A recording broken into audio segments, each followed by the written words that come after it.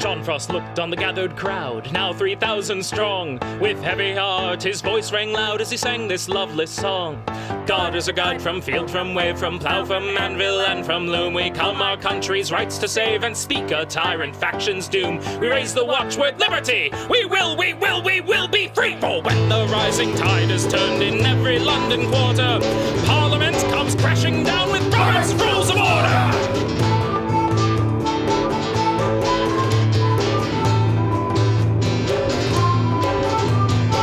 And bobbies took an oath to be our nation's warders, swearing that they would enforce Sir Robert's Rules of Order. To Newport rose a million friends who rallied each supporter to join this flood of working men against Robert's Rules of Order. For when the rising tide is turned in every London quarter, Parliament comes crashing down with Robert's Rules of Order.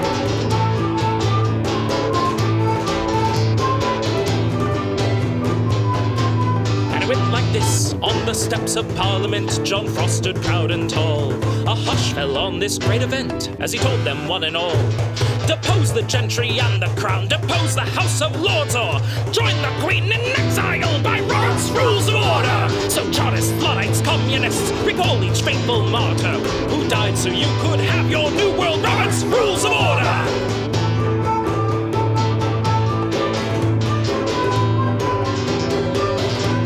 Say it loud, vote your favor, shout it high. All in favor, you say aye. Favor, aye, favor. Aye. A mandate of the people's cry. Favor, aye, favor. Aye. Let's hear the opposition side. Like a stubborn donkey's bray. All opposed, you say nay. Opposed, opposed. The motion carries anyway.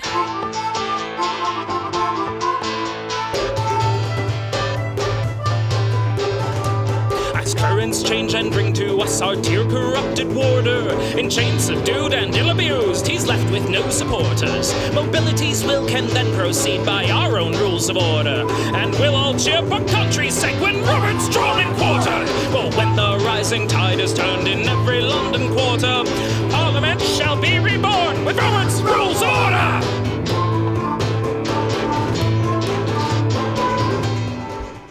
Oh, why does it look fuzzy to you? It looks cloudy. Looks dirty. Off color. This white doesn't look very white. Yeah, hold on. Now people are going to wonder, you're going to see my little finger go over the screen because I'm wondering if it's boingy, dirty. Boingy, boingy, boingy. Is it dirty? Did that help at all? A little bit. Actually, yeah, it helped quite a bit. However, it's as you walk and bounces around. Oh, I know. Oh, that's much better. So my lenses were dirty. Yeah, they're still a little dirty, but it's not so bad. And JJ says, I'm here. I made him a mod, too. You're here all over the place.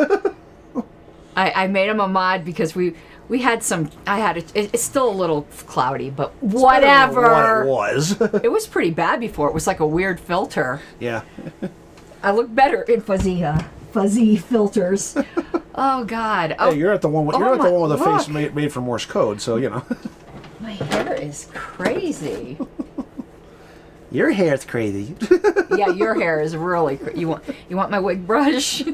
Gotta comb my head. This isn't a wig, but I only have a wig brush down here. I gotta comb my head if I need it. Okay. Burp.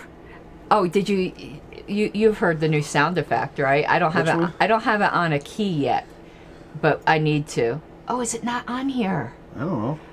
Guess what? Because let's add it. Because we have those new profiles, remember? I thought all the sound effects went to all the profiles, but they don't. So okay. Miscellaneous audio. I think it's down at the bottom. No. I don't see it. Hold on. You just talk while I fuck around with it. I don't know what to talk about. I'm looking for Bunchy. Do you see Bunchy here? Bunchy? Yeah, Bunchy the green llama. I don't see it on that list. Oh, actually, I did hear that the other day. Yeah, but we need Bunchy here. Where is it? My God. I don't like the way this program screws stuff up. All right, well, I'll have to find it some other day. I know I have it on the other screen. Bummer. now JJ gave us the link, but I need the sound effect. I have the file. I forget about these different profiles. Fancy, way too fancy. Don't ask me. Okay, so we're 58 to 50. Wow. Okay, since JJ is here, we're not going to spend too long on this because we got a big stack. That's what she said. Yes. But I wanted to explain We do have a big stack. the issue I found with revision. Because y'all know I've got a revision All right, fetish. where are we going on this? First, we're going to principles of interpretation. Give me a direction. Which I think is 56, isn't it? Talking bylaws, right? Yes. Okay, yeah, that's going to be section 56. Okay. Principles of interpretation. Is it? I don't know. It's section 56, yes. Okay. Where? Where in 56? I'm looking. 68 or something, I think. I think it's towards the end. I'm looking. Okay, right here. Yeah, it's, I don't know what, it's 68. Set those, wait a minute. But now I'm trying Oh, to... here we go. Yeah, I found it. Okay, which one are we looking at? I'm trying to find it. What number? I don't remember now. Okay, so number 6. Ah, got it. 590 in the 11th. Okay. Yeah. Got it. And where I'm looking at... Hey, Daniel. Okay, I'm looking at where it starts here. So the basic principle is, and we're not going to read the whole paragraph, I'm going to go to where I saw the issue. The principle is a prohibition or limitation prohibits everything greater than what is prohibited or goes beyond the limits, but it permits what is less than the limitation, Right. and also permits things of the same class that are not mentioned in the prohibition or limitation and that are not evidently improper. Right. Okay, that was a word salad, but that's not what I'm going for. In other words, you can do less but not more. Right. So it says Article 9 of the sample bylaws, and it says where it's at in the book, limits amendments to the bylaws of those of which a notice has been given and which are adopted by a 2/3 vote. Right. We get that. Right. It says, thus, the change of a single word is prohibited unless these conditions are met, and a revision of the entire bylaws require that the same steps be taken. Notice in 2/3. But that's not what the revision section says. Okay. And notice implies scope of notice. But with a revision, you can go beyond scope of notice. Yes, you can. And a revision is like the society is adopting bylaws again for the first time, and I thought that only required 50%. A revision is further back in the same section. Know that. So now Richard heard the question too. It seems to me this is there's an issue here. Revision is 56-ish. It's towards the beginning of 56. 1, 2, 3, 4. I just know on mine there's a footnote on the page. That's how I always find it, because they added a footnote. Oh, it might be in a different... Where is it at in here? 56. Which 6 or 66? Which? No, it said 56.6, but that's not... You gotta go back a little more. No, but this... Here. I know that's Yeah. where that... But that's not where it is, because I know there's a footnote, and there's no footnote there. Yeah, because the thing of it is, as much as we went through this, I know. and boy, if we did. Well, it's also 4747. Maybe that's committee to prepare. 57.5. Oh, 57. Derp, not 56. Okay, general Yeah, revisions. Amendment bylaws. Okay, Yeah. right here. Yeah. Changes of the bylaws that are so extensive in general that they are scattered throughout the bylaws should be effected through a substitution of an entirely new set of bylaws Yeah. called a revision. Notice of such a revision is notice that a new document will be submitted that will be open to amendment as fully as if the society were adopting bylaws for the first time. That contradicts what was just said in Principles of Interpretation. Right, because which it goes said beyond that the scope. Well, and beyond the scope, and as if the society were adopting bylaws for the first time is a 50% vote, not a 2/3. Right. Because here's the other thing about it. The principle of interpretation, number 6, prohibition or limitation prohibits everything greater than what prohibited but allows what's less. Says you have the scope of your notice is encompassing lesser is okay, bigger is not. I think what they're trying to say here, though, is that a revision would still be subject to the 2/3. it's subject to 2/3 with notice, but the revision puts the scope to be the whole document. I mean, I think that's what they're going to get at here.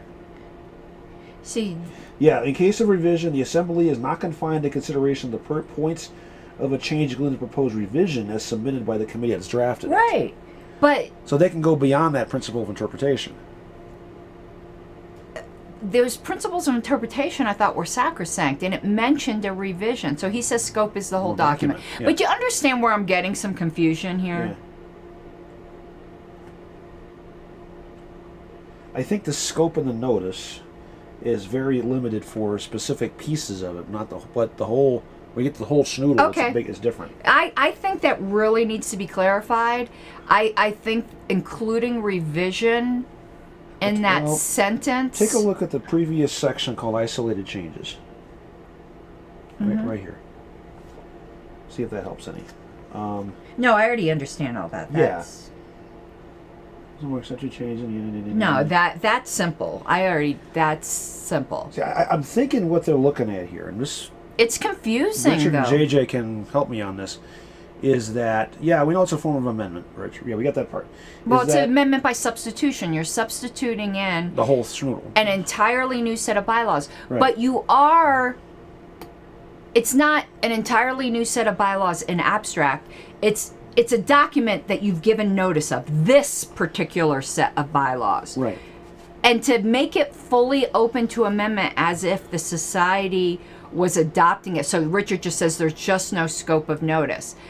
But that contradicts, maybe not explicitly, but there's definitely a tension with the principles of interpretation. Because if you go back to the principles of interpretation, it says that even a revision is subject to the same rules as any other bylaws amendment. Well, the rules it does of say our that. bylaws amendment in Colorado include scope of notice. Yes. So if they mean to exclude scope of notice, they should put that in the principles of interpretation. In a footnote, it says, with the exception that a revision can go, it's fully open to amendment.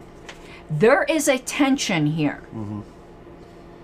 And I think that's why when we resolved it, we put that requirement of the scope in the bylaws to take it above that and get it cleaned out. But that's the principles of interpretation here shed a shadow here on exactly what's meant by a revision. And I understand how you can interpret this two ways, but I actually think the way I'm looking at it is the only one that makes that sentence in principles of interpretation make any kind of coherent sense. I don't think so, Richard. I think there's a conflict there. I'm going to bring it up eventually on the Roberts Forum so I can have Hahnemann say I'm stupid again, but I just haven't had time for that. I think there's definitely a conflict there.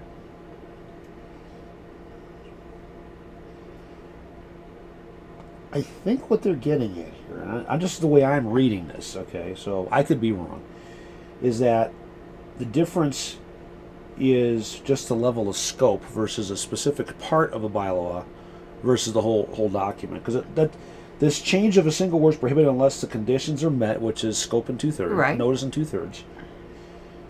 And the revision of the entire bylaws requires that same steps, again, notice in 2/3. But I think it's just because we have a bigger scope of what we're dealing with versus a more specific, but the more title, precise thing here. But the title of that thing is that you can't go beyond something. So the whole principle of interpretation there, it dragging in scope of notice. I think you have to have the scope to figure out what the limitation is. Yeah, so Yeah. you can't. So say in your revision, you're proposing dues of $25. According to the revision section, someone can amend that to $35. Yes. But according to the principles of interpretation, you could not. because you can't go greater. That's the whole context of that principle of interpretation. I think that example you're talking about filling in a blank with a number versus No, not a blank. The scope of the proposal. Not a blank. Nowhere did I say a blank. No, I gave the classic example Yeah. of scope of notice. But if the scope is, but that's within the scope of a revision. But that should be the amendable. revision, it's still the words on the page, whether it's words that cover 10 pages or words that cover one word. Right. But the scope of the revision is the whole document, not just a specific piece. Yeah, but documents are made up of pieces. Yeah.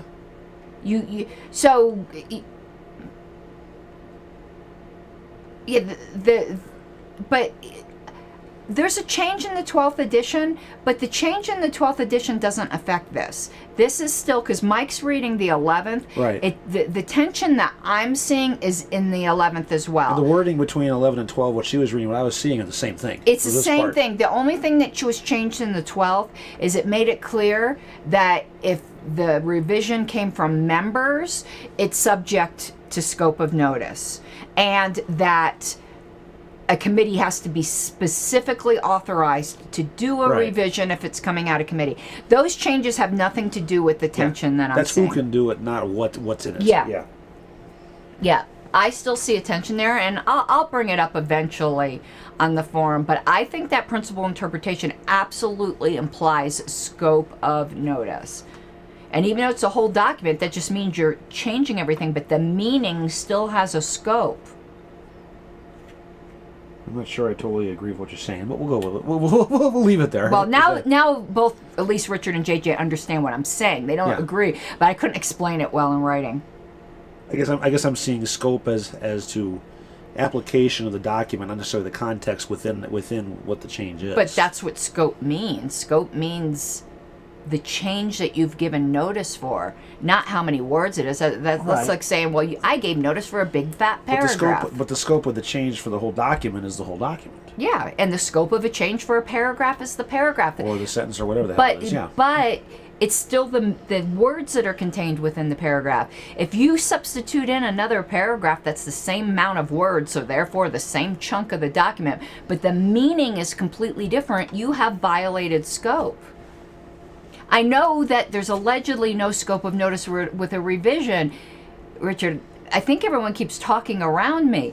I think that the principles of interpretation kind of drag in scope of notice inadvertently.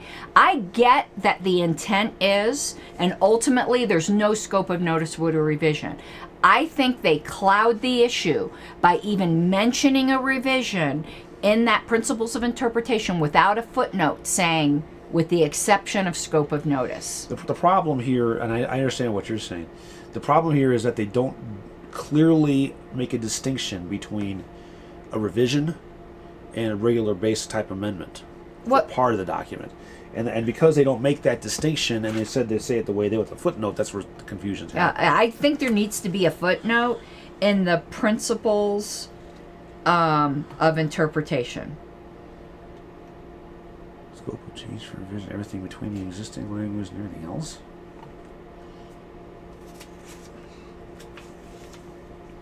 Where does it?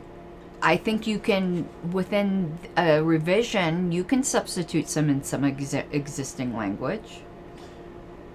And you could substitute in less than the existing language. In other words, okay, this is back in general revisions. In other words, in the case of a revision, the assembly is not confined to consideration of only the points of change included in the proposed revision as submitted to the committee by the committee that drafted it. The revision can be perfected by first and second degree amendments, but as is the case of any other bylaw amendment, the old document is not pending, and therefore, while the revision can be rejected altogether, leaving the old bylaws intact, the old document cannot be altered with a view to retaining it in a changed form. Right. So what they're saying here is... But it doesn't mean you can't say, I like some language from the old one, and I'm going to move to amend to make this one little part of the revision look a little bit more like the old one. You're saying you can't do that? You can. Yeah, you can. I agree, yeah. Now, JJ, what do you mean all existing language and no more and no less? That makes no sense. Yeah, we're not sure what you mean there. You can put in additional provisions in a revision. Sure. Matter of fact, And you could take away things that were covered by the prior bylaws in a revision. So I don't know what you mean by no you can trim more. away deadwood. So what do they mean by, what's he mean by no more and no less? Yeah, I'm not sure what That makes no sense. JJ's context here is either.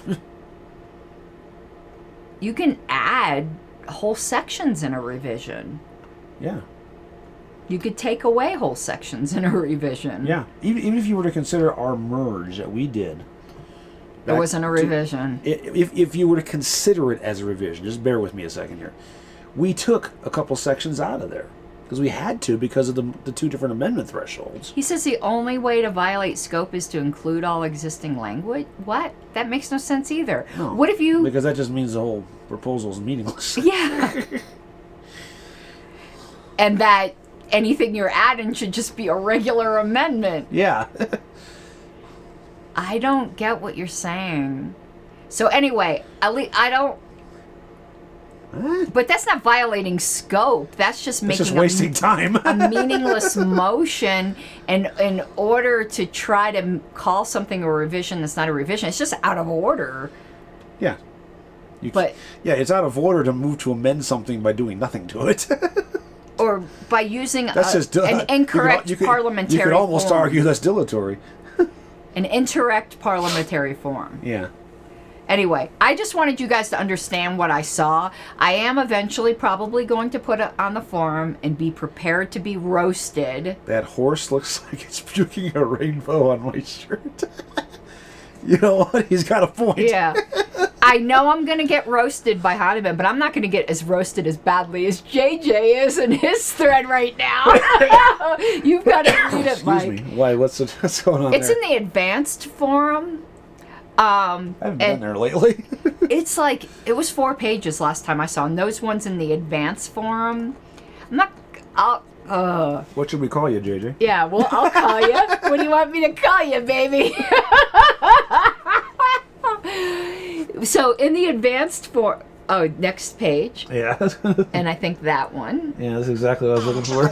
Yes, I need to add the other sound effects to this thing. So, you should read it because I'd be interested if you agree with JJ. Parliamentary-wise, I actually don't agree with JJ on this, though I do think General Robert made some kind of contradiction. What's the 30,000 foot view? Oh God, but I wanted to finish the sentence there. But I agree with him on a heretic level. I agree with him on a moral level, because I don't believe that bylaws are a suicide pact. But anyway, so he was saying something like, say you had a board of directors, Okay. in which you had 8. I think it was 8. This will give you close enough. Okay. Listen. And 4 of them, one of them dies. Okay. And 3 of them resign or something like that. Okay. And so you lose your at least half. And 3 that resigned, and it might even have been 9, because I don't think the half was Wee. Don't mind me. the point. So 3 of them resigned, or whatever the number was, and they cannot make the next meeting. Okay. So Who knows why? So we can have no quorum. Right. And something they need to do with the next meeting requires there to be 6 members there. They have this weird bylaws requirement. Fill the vacancies. Right. They can't even accept the resignations. They can't do anything without 6 people. Yeah. But you can't get 6 people there because one person's dead. They're definitely not showing up. And the other 3 whose resignations you haven't accepted Yeah. can't come. Okay. For whatever reason. They can't come. They're in jail. They're in another country. Yeah. They're in a coma. Whatever. But it's a situation... It's a circumstance that could change, so maybe they could come in the future. Maybe they'll get out of their coma before the next meeting. But as of right now, they can't come. Yeah. So he's saying that the 4 remaining members Yeah. can accept the resignations subject to ratification at a meeting at which there is a quorum. Okay. And because those then give notice Keep going. that they're going to fill the vacancies based upon the resignations they just accepted, but they're pending ratification. Then at the next meeting, they fill the vacancies. They have their new people ratify the resignations. But to me, that's entirely circular. That's backwards.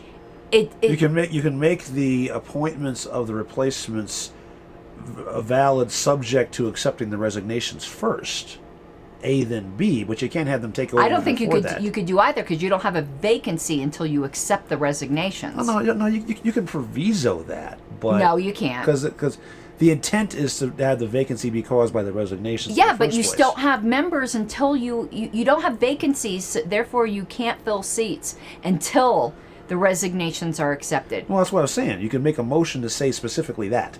But you in advance. You don't have 6 people. Yeah, to ratify it. The problem yet. is you don't have a quorum. Right, Yeah. because your bylaws made it impossible for you to get a quorum. Which means you're forced in that situation to have to postpone the meeting until such time as you can achieve a quorum. But let's just say those 3 people never can come.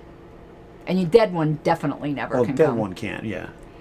So it's almost an Oregon situation where it made it impossible for them to get a quorum. And that became necessary. And JJ says to notice the members. JJ thinks you can do this like reverse ratification thing, and I don't think, strictly parliamentarily speaking, you can. I don't think you can do it that way either. I think that's getting carts before horses.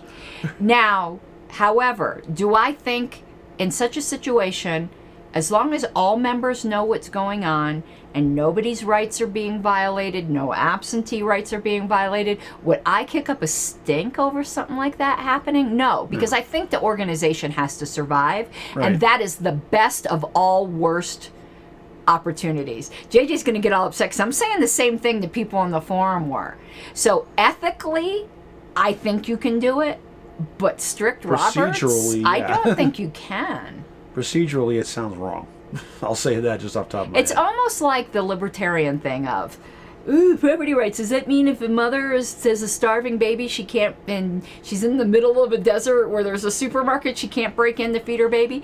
Morally, I would have no problem with that, but legally, it's still breaking and entering. Right, and that goes into the whole argument of ethics and morals versus law, which is a whole justice. Different, big Grand Canyon-sized rabbit hole. So Hahnemann, though, basically said to JJ, and nicer than he would have said to me, "Are you smoking crack?" That's basically what Hahnemann said. But JJ brings up a great answer by General Roberts in. I think it's in parliamentary law. Was it in parliamentary law or was it in questions and answers? Whatever. But the fact is, that hasn't made it in parliamentary law. It's not in here. Okay. It's not in here. If it's not in here, it's not current. If it ain't written down, it ain't happening. I agree that General Roberts made a really weird, I think he contradicted himself. I think he carved out this weird exception, but it hasn't made it into here. It's not part of the Holy Writ. It's something that the Apostle Paul said that he didn't put in an epistle. That's because Paul was pissed. Just saying. He was pissed, so he didn't put it in the epistle. I think it should be. I do think there needs to be something like that in here. Because the problem is the strict reading of the rules now make organizations have to choose between doing minor violations or ceasing to exist. Yeah, the fundamental problem is they need to get a good qualified systems and process engineer to look over all of Roberts and clean them up, because they get so wrapped up around the trees they forget the forest. But I've been saying that for a while. So anyway, and that type of mentality is a little different from a parliamentary mentality, because they focus more on structure and process rather than just how the rules work. So, but morally, I absolutely agree with JJ said, and I think it's a flaw in Roberts. Because if and as they're now currently said, yeah, I agree, because you have to get a quorum before you can actually do something. Right. But if you can't get a quorum, then what do you do? If something happens that was just really, listen, you can make your bylaws 1,000,000 miles long to foresee every contingency, and I just don't think that's practical. If there's something where you're not violating anyone's rights and you got to fudge a little in order to preserve, and some people on that thread actually said, in this hypothetical, do I think the present officers did what they had to do to preserve the organization? Yes. Yeah. But it's not. And that's also why in your bylaws you need to have some sort of a provision in there for the members to call a convention to address these things. Yeah, these hypothetical bylaws didn't have it. Right. But you should go read that thread. It's a really good read. But boy, they're ganging up on JJ. Yeah, you always need to have an escape clause in there somewhere in your bylaws to make sure that the members can step in and fix the problem. What it comes down to. Let's do our stuff because I've got a bunch of other like extraneous things that I could be bringing up right now. Oh yeah. Such as I got it was called Sturgis before. What's it called now? You mean the motorcycle rally? No, the Parliamentary Authority. It's the one that AIP favors. Oh, nonsense and other bad procedures, yes. The American Institute of Parliamentarians Standard Code or something. Yeah, I got that. It is a lot simpler than Robert's, and I went to look. Okay, the gods hate me. So I just flip it open to one page just to start the skim. It was on removing officers. I'm like, fuck you. It was. I shit you not. Oh man, irony is working overtime on you. Yeah, but actually, if we were under the standard code, code, hang the code. Well, the bylaws would supersede. But my position is the bylaws only say a vote threshold. They don't say the process. I'm still laughing over that. What we would have ended up arguing over if we were in the standard code was all the things they list valid cause, which is interesting. A good thing. And the standard code would require a trial. Hopefully included but not limited to, but yeah. Yeah, it was what is typical valid cause. And everything on there and what's not valid cause. Tending to be divisive or argumentative is not valid cause. But what was valid cause was unwarranted attacks against the board as a whole or other board members. We would have been arguing over whether my attacks were warranted. Because it's without a question I attack them. Yeah. I don't deny that I attack them. It's undeniable. Like, I would be crazy. I mean, obviously... The question is, was it warranted? And the answer could be argued very easily and completely yes. Hell, I argued it in front of them. Yeah, to say that you're silent on COVID, that's definitely a fucking warranted attack. Oh, yes. That was beyond warranted. Yeah, not wanting to do anything to a chair that was engineering a coup of a state affiliate. Okay. Yeah. Because everything else they had against me was just me being argumentative. Yeah. In general with them because they're bad people.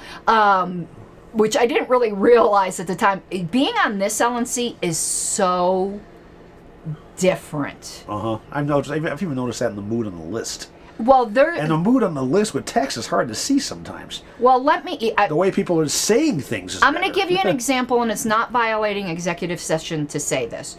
There was an executive session email on political strategy, and I brought up a concern that in the former LNC, me bringing up this concern, they would have dogpiled the fuck out of me.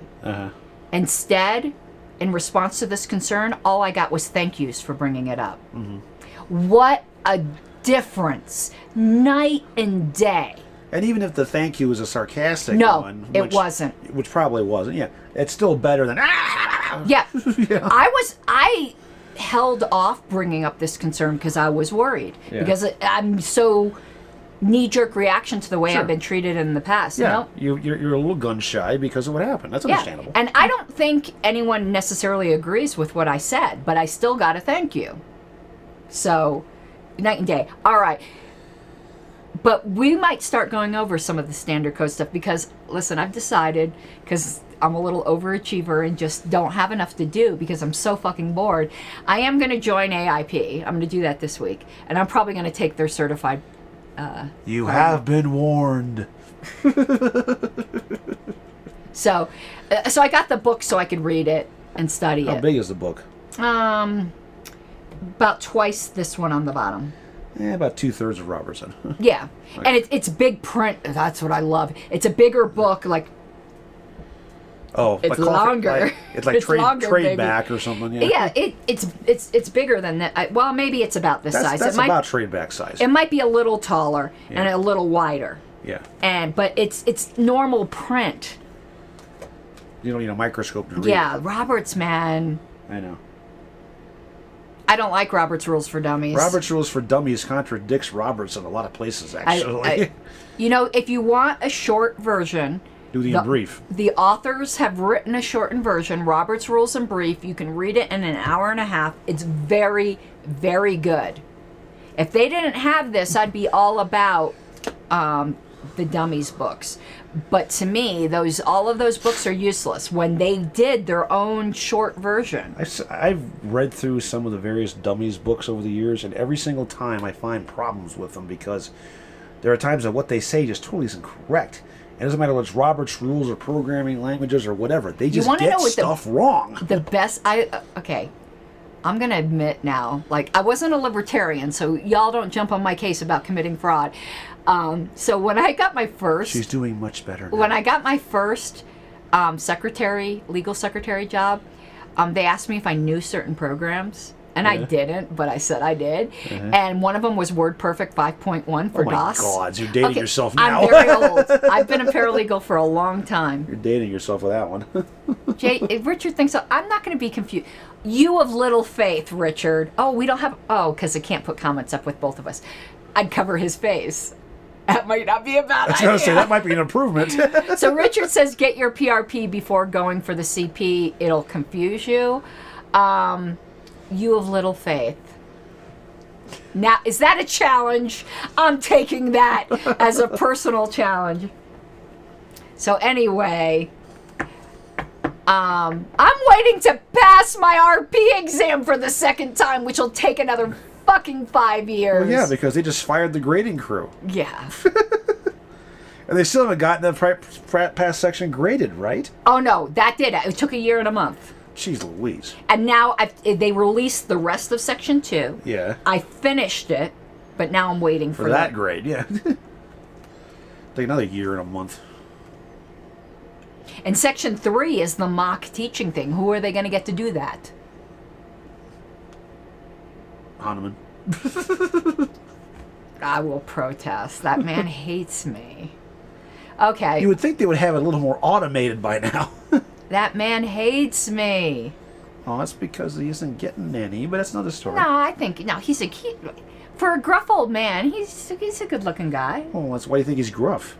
No, he thought I was some kind of wild-eyed feminist, and he has that in his head, and he thinks I'm looking to come in and, like, you know, do a whole social justice warrior thing. So knowing that's what he thinks of me, I don't blame him kind of for being a dick, because those people are poison to any organization. People are poison, but he shouldn't judge a book by its cover. For that Listen, matter. I chose to have pink hair. Most people with pink... Listen, it's instinct to make generalizations. I don't get mad at people, really, who make generalizations, as long as they're willing to revise those after they hear me for a while. That's the problem, is a lot of them aren't. But the first thing he remembers me objecting about... So here's this pink-haired woman objecting about the word chairman. I would make that generalization, too. I wouldn't, but that's just me.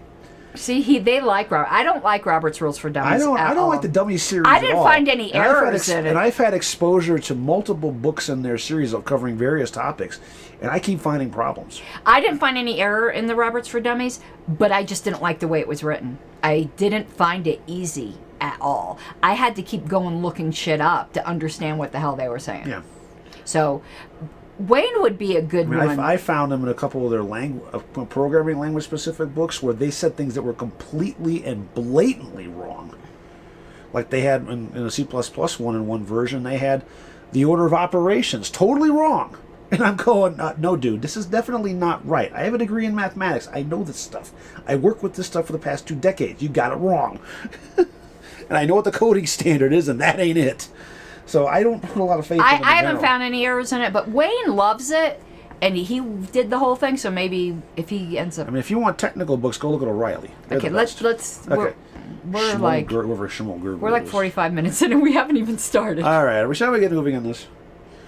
When we last left ourselves, which was a couple of weeks ago, okay. Because I was involved in Pergomania last weekend, and you were. What did I have last You had weekend? LNC. You weren't feeling well at one point. You had LNC crazy too. Oh, it's going to be LNC crazy. Uh-huh. Yeah. That's from that article. Yes, I know. Yeah. Yes, it is a little bit of a parody, but it also is dead serious. So. I was You're camping. That's right. That's right. You were Derp. Yeah. I don't even You were remember camping, that. and I was mucking around with 3 rooms of Pergo. And while I was camping, I was working on the policy manual.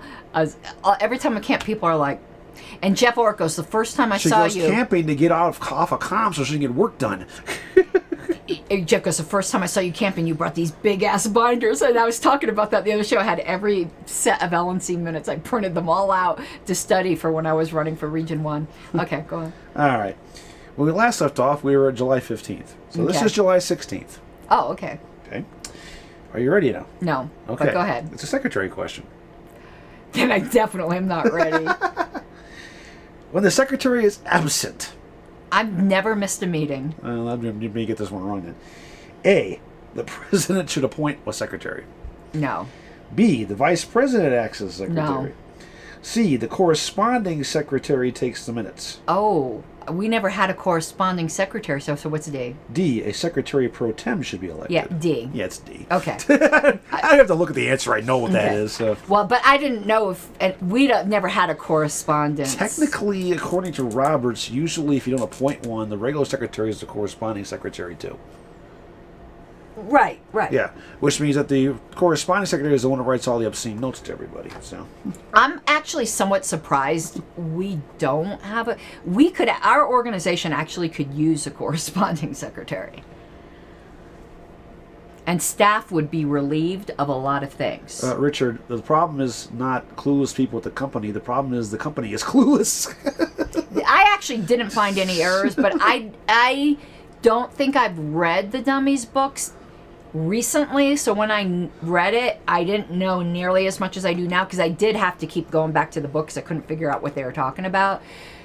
But I don't remember finding any errors. I just, for me, didn't find it easy. But like WordPerfect 5.1 for Dummies was fantastic. I learned that program that way, that my job that I got by saying I knew WordPerfect 5.1, never knew I didn't know it until. And let me guess, 6 months later they switched to Word. No, They that didn't? job had Word.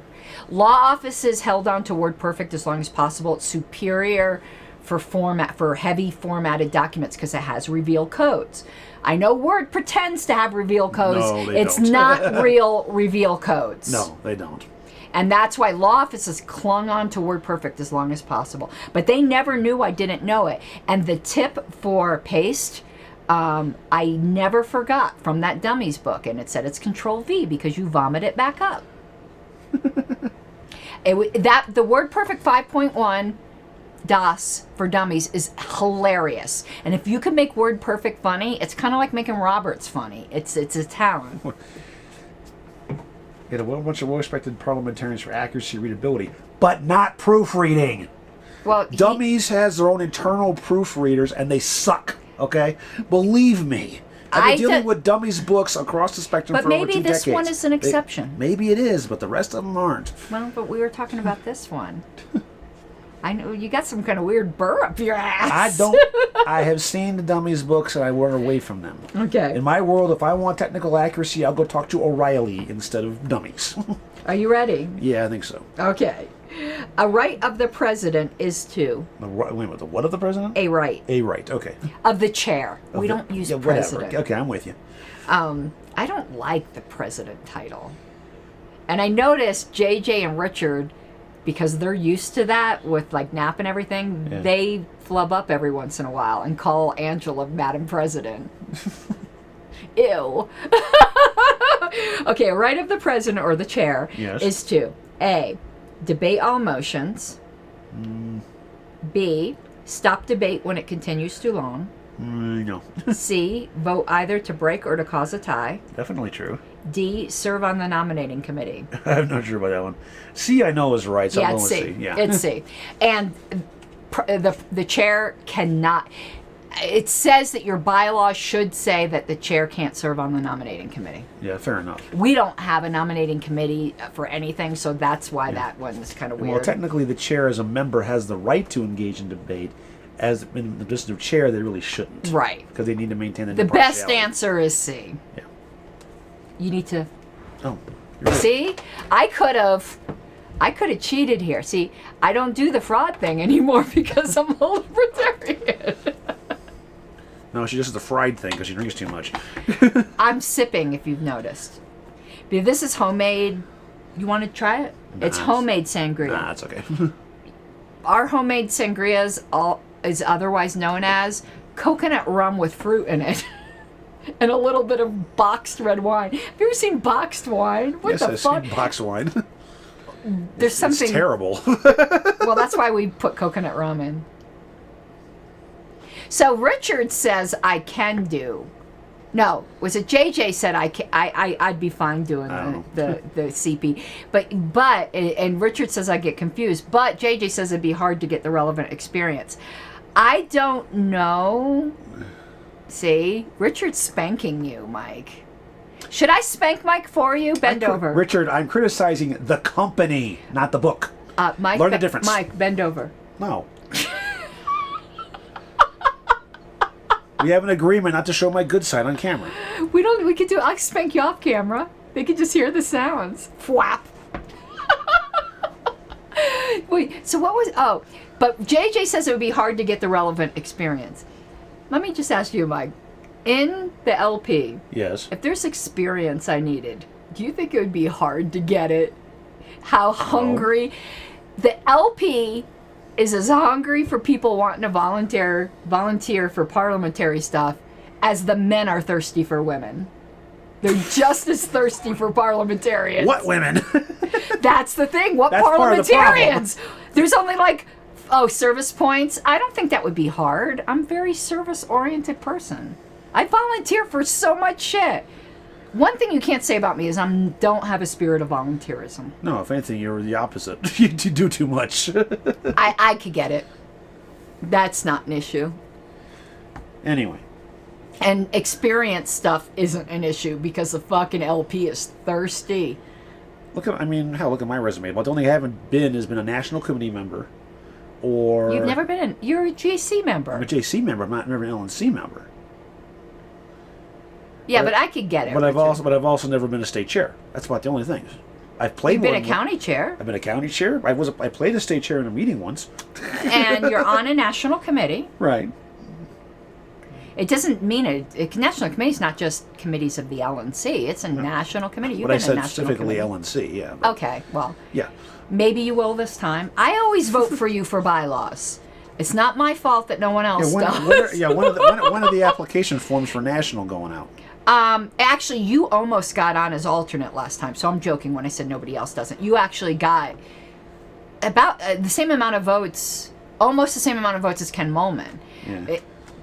But Ken should have been a primary. I can't believe that LNC didn't vote for him. But anyway, With the previous one? yeah. Yeah, I can. They didn't like him much either because he was too rational Yeah. and interrupting their little temper tantrums.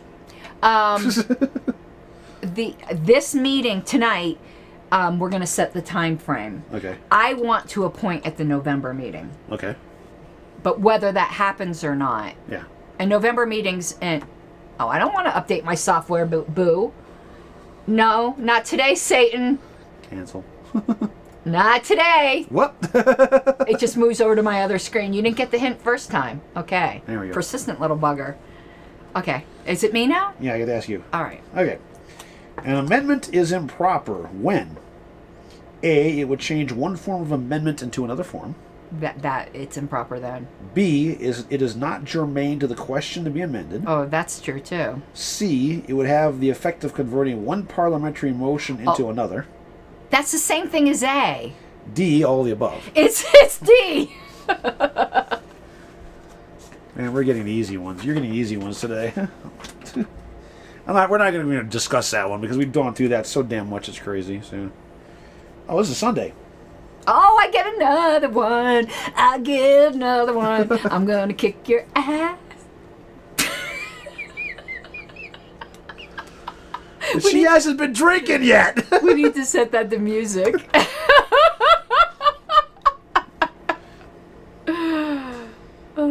We need Bunchy. We don't have Bunchy. Oh, God. Where is he? While you're sitting there playing on your phone, I'm trying to find Bunchy. I'm about to whip somebody's ass. Yes, I am about to. Oh, I'm about to whip somebody's ass. Oh, if you don't leave me alone, you're gonna have to send me home. 'Cause I'm about to whip somebody's ass. Perfect. Where's Bunchy? See, I keep funny things on my phone, too. Okay, hold on. Let's look up. Oh, where's my search screen? I don't know. I hit command. There we go. You're the one using this Apple stuff. Bunchy. Right here. Where is this? Okay. Work a show and finder. Where is it? I don't have my screen set up to show and finder. Okay, so I'm going to search in the finder. Hold on. So let's go desktop search. Bunchy. There it is. Okay, but where is it? It says Desktop. It's on my desktop. Why is it on my desktop? you put it there. There he is. Okay, hold on. So I want to copy here, and I want to go to Pink Flame of Liberty Assets, miscellaneous audio, paste. Okay, now let's go over here, and JJ has the link saved, which is quite disturbing. There it is. Okay, good. Now we have him. Now, where'd he go? Right here.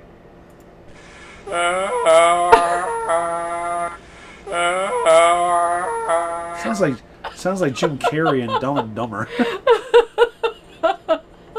I'm gonna kick your ass. Sounds like Jim Carrey in Dumb and Dumber. Oh my God, I love that so hard. Did I mark my thing? I did mark my thing. So now, you're asking me again. What thing did you mark? All of the things, baby. That's what she said. Anyway. I need to do the strike, that little jump I did. That was pretty funny. Well, I got like 10 gutter balls in a row before the strike. I'm like very extreme in my bowling. It's either good, really good, or fucking horrible. How fast do your bowling balls? How fast are my balls? How fast do your bowling balls go down the lane? Not very, because I'm not strong, and I only have an 8-pound ball. That's why. You need a 6-pound ball. Well, They're hard to find, but they do exist. I had a 10 before too, and a 10 hits harder. But Yeah. Wayne lost my pink bowling ball. Well, how the hell do you do that? I have no fucking idea, but we can't find it. So I had to use my purple one. You have to go get another one. Get a 6-pound pink ball.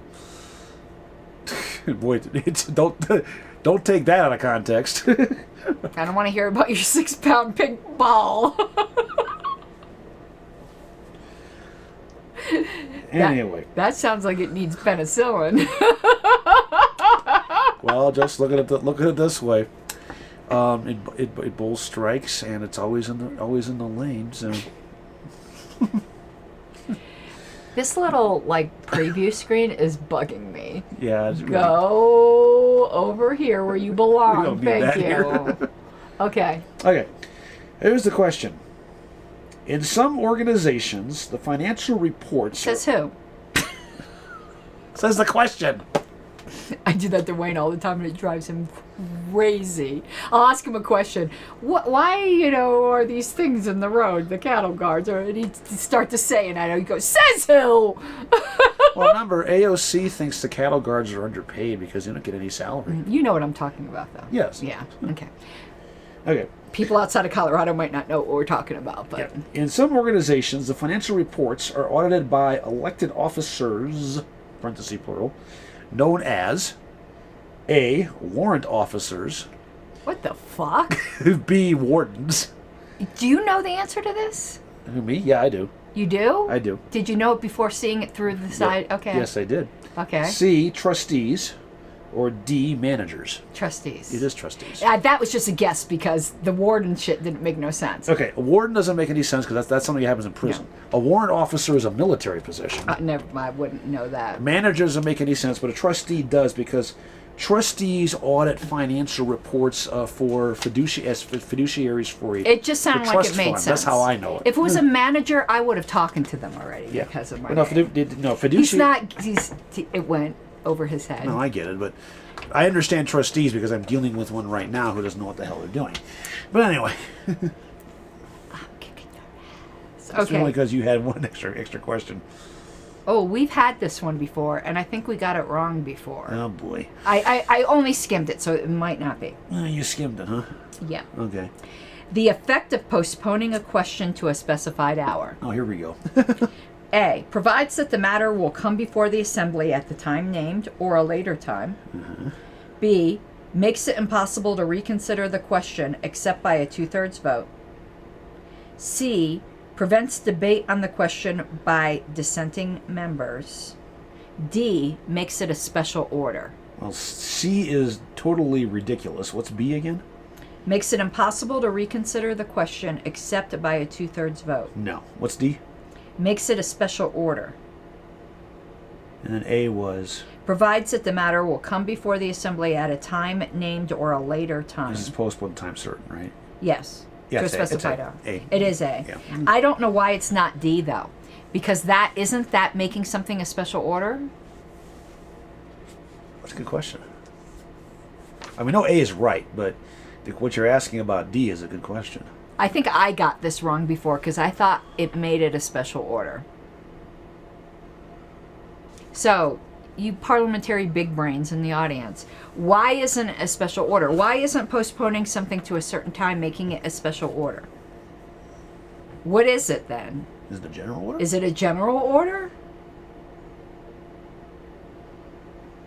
Right, but why isn't it a special order, JJ? Help me, JJ. Why isn't it a special order? He says it's a general order. Why is it a general order? I thought a general order wasn't for a specific time. Like a... Oh, he says a special order requires a 2/3 vote. I can believe that. I hate this general special order shit, and I don't think those categories are useful in the slightest, and I think they need to die in a fire screaming for their mama. I think everything should be like, I don't get that. Nobody understands that except for big brain parliamentarians. And if you have categories of shit that nobody understands, that you have to pay somebody or get somebody who's willing to volunteer their time to explain it to you, it doesn't belong in the book. That is one of the things, I'm on a rant right now. Yeah, That you're is putting one, yourself out of business. no, that is one of the things in Roberts that is just obscura, that doesn't belong in there, that overly complicates things, and is just something for parliamentarians to have a circle jerk about. It's dumb. Did you think I was unclear? What did I hold back? No, tell us how you really feel. Okay. Standard characteristic number 7 of postponed to a certain time requires a majority vote in simple and usual form. If originally moved or as a result of amendment, it makes a question a special order. However, the motion to postpone then requires a 2/3 vote because it suspends any rules that will interfere with the question's consideration at the time specified. An amendment to the motion to postpone requires only a majority vote, even if it would add a provision to make the postponed question a special order and will consequently change to 2/3 the vote necessary for adoption of the motion to postpone. In other words, it's treating it as a general order unless there's some specific thing Right. to make it a special order. But it's useless. God. Oh, I know JJ goes, it could be. Listen, I could think of probably 1,000 things that could be useful that, like, are so fucking rare. Like, it doesn't need to make things so confusing. There's always room to simplify, but anyway. That is something that needs to be simplified. Yeah. Okay. Well, you're asking me now. Am I? Oh, no, I'm asking you. That's right. I got that one okay, right. hold on. Well, I got that. I got that right, so I need to mark this up here. What am I doing? Here you go. I'm gonna give you a red nose while you're. I'm gonna give you a red nose while you're drinking. Look, I hardly drank any out of this. This time. Yeah, because I can't be drunk for the LNC meeting. Exactly. You have an excuse. You can't get sauce this time. Okay.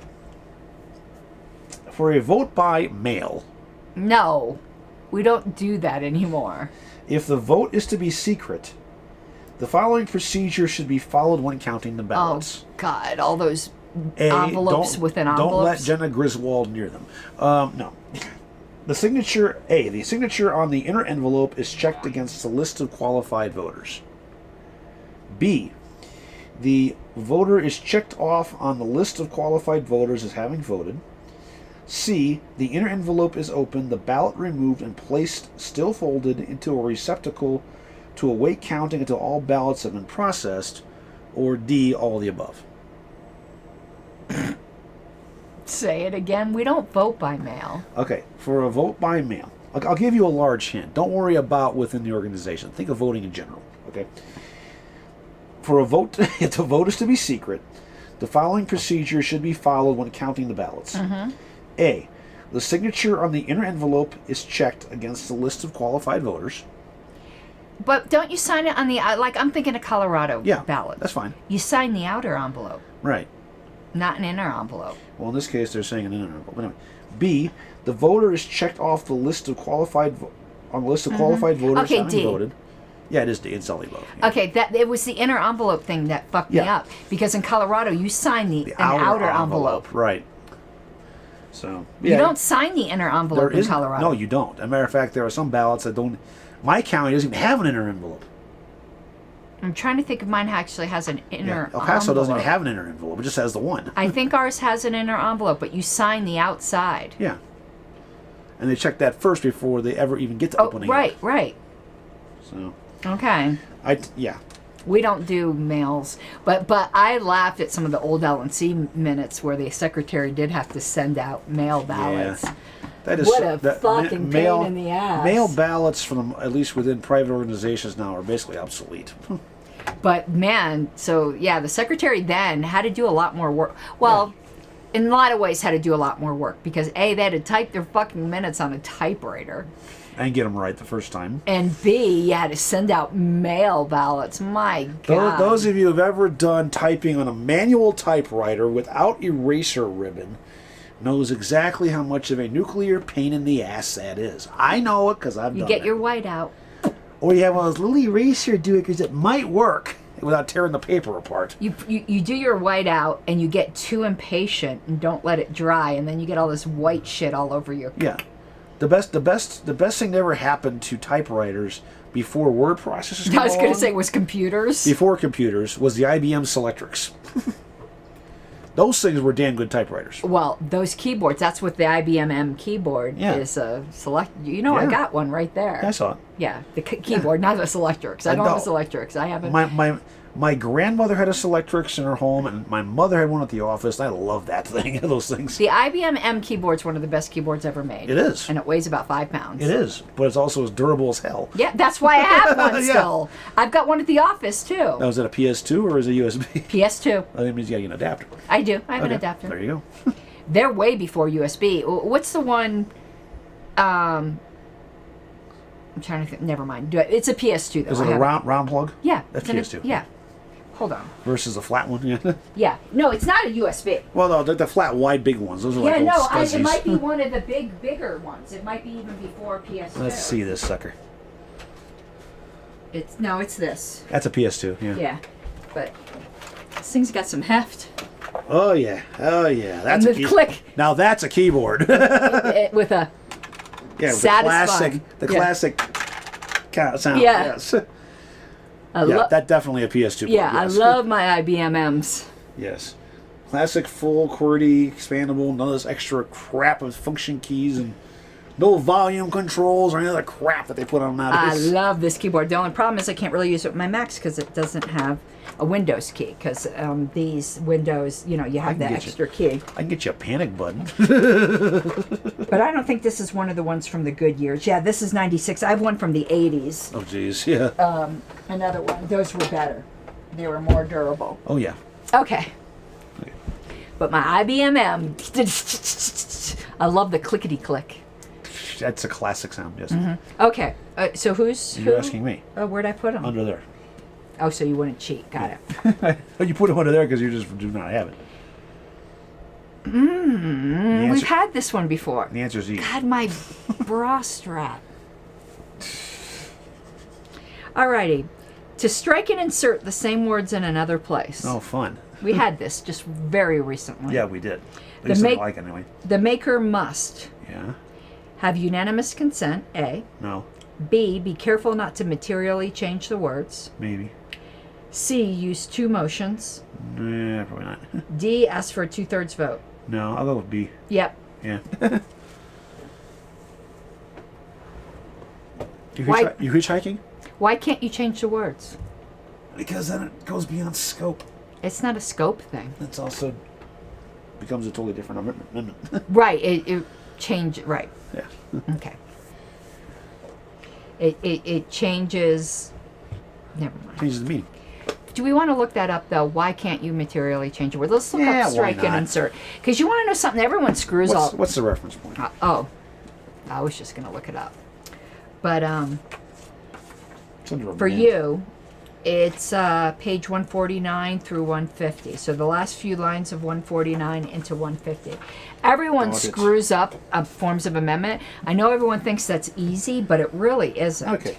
The two parts of the motion to strike out and insert must not represent two independent questions unless the mover receives unanimous consent to make such a combined motion.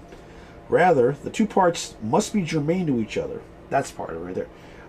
Thus, in motions of the first type mentioned in the previous paragraph to strike out of and insert words into the same place, the words must be inserted to be inserted must be in some way be related to or address the same issue as the words to be struck out. And in motions of the second type to strike words out in one place and put them into another place, the words to be inserted must not be materially different from the words to be struck out. Because it converts it into two different motions. Right. Is what they're You saying. can adjust it to make it fit into grammatically right. into where it goes, but that's it. Okay. Yeah. Just Pretty- wanted to make sure people were clear on that. Pretty straightforward.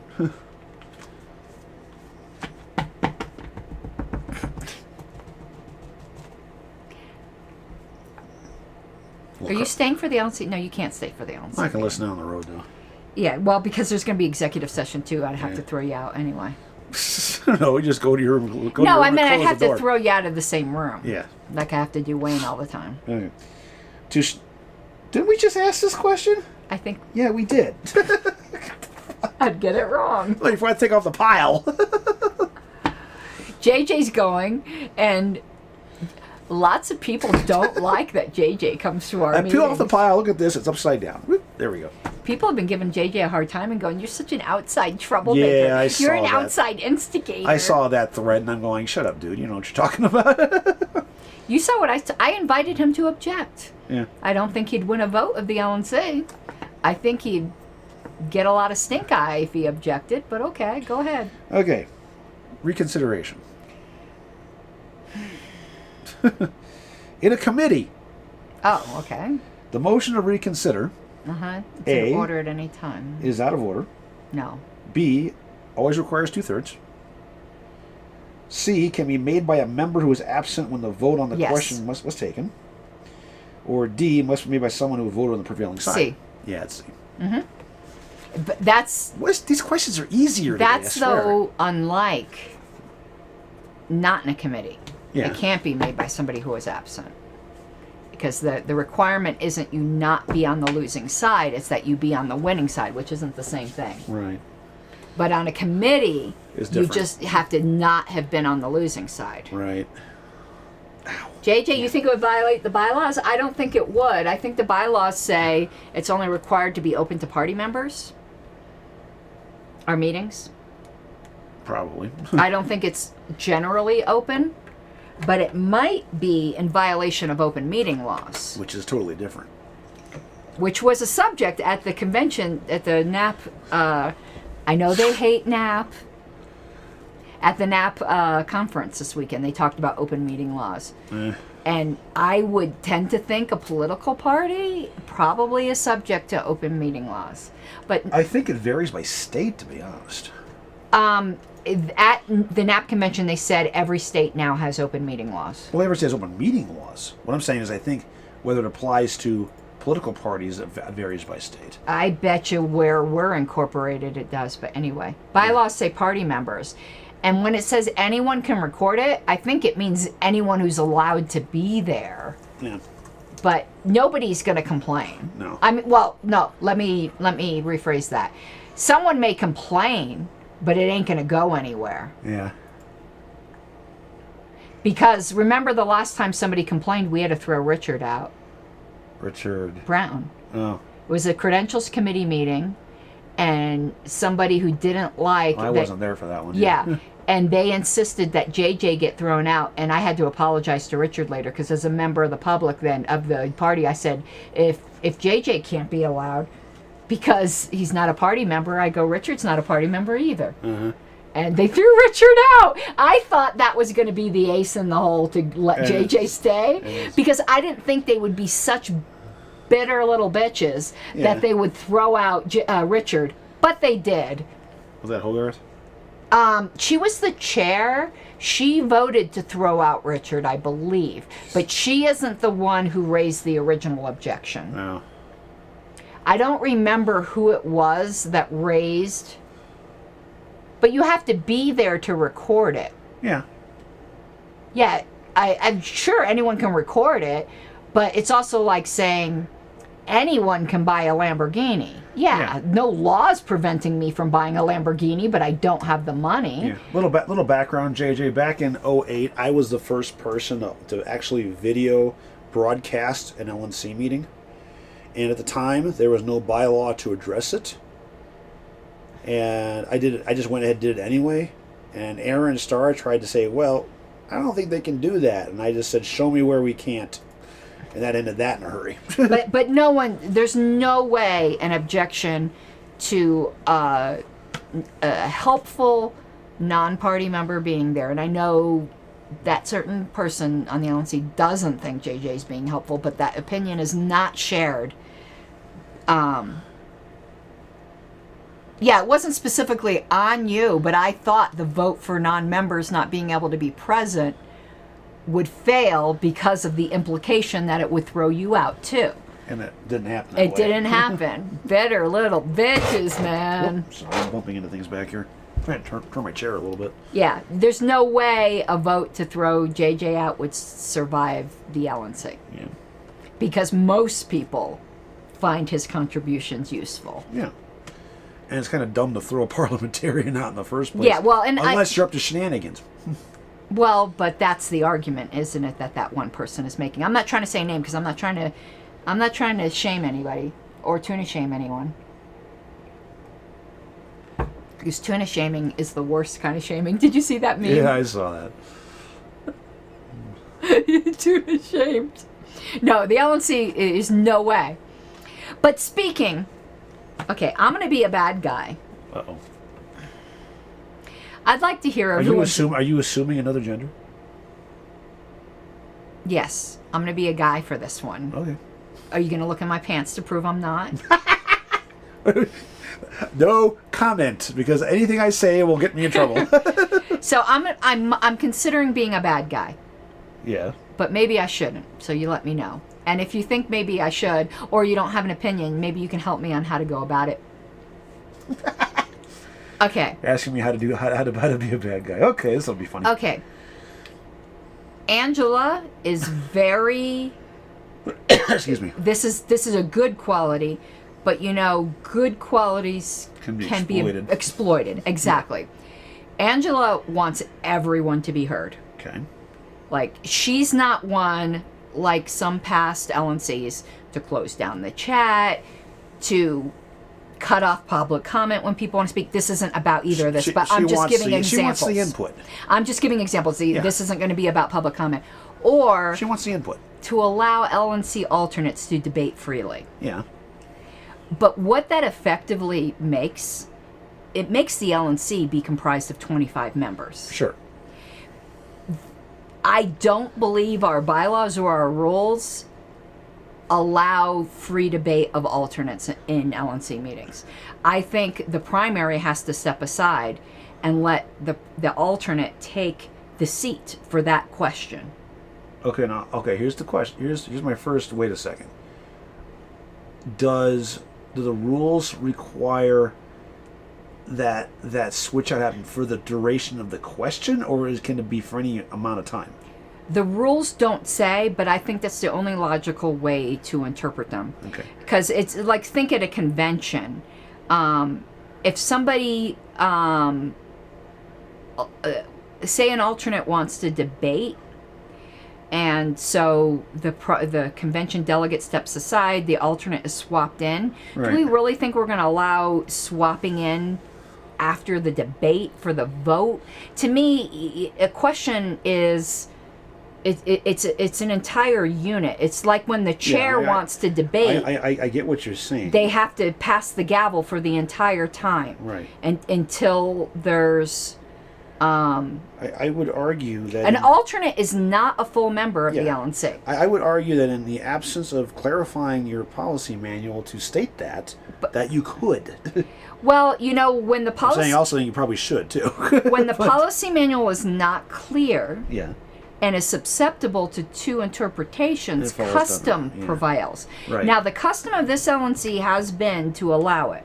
Yeah. But the prevailing custom of the LNC, if you want to call it custom, I can tell you the prior LNC understood the policy manual in combination with Roberts to mean it was for the entire question. Yeah, and that's a reasonable interpretation. Okay, because I've objected to Aaron Starr speaking a million times. Not every time, but when something's been talked to death, and I see LNC full, no question LNC members want to talk, I've objected before. Yeah. Tonight with the New Mexico thing, it's been fucking talked to death. Okay. And I'm considering objecting to having a 25-member LNC debate this question. And our policy member says we permit free substitution of alternates. But it has to be then a substitution. The primary has to yield the seat for that question. I think that's the only coherent way to interpret that. It's the only coherent way to interpret it. I agree with you.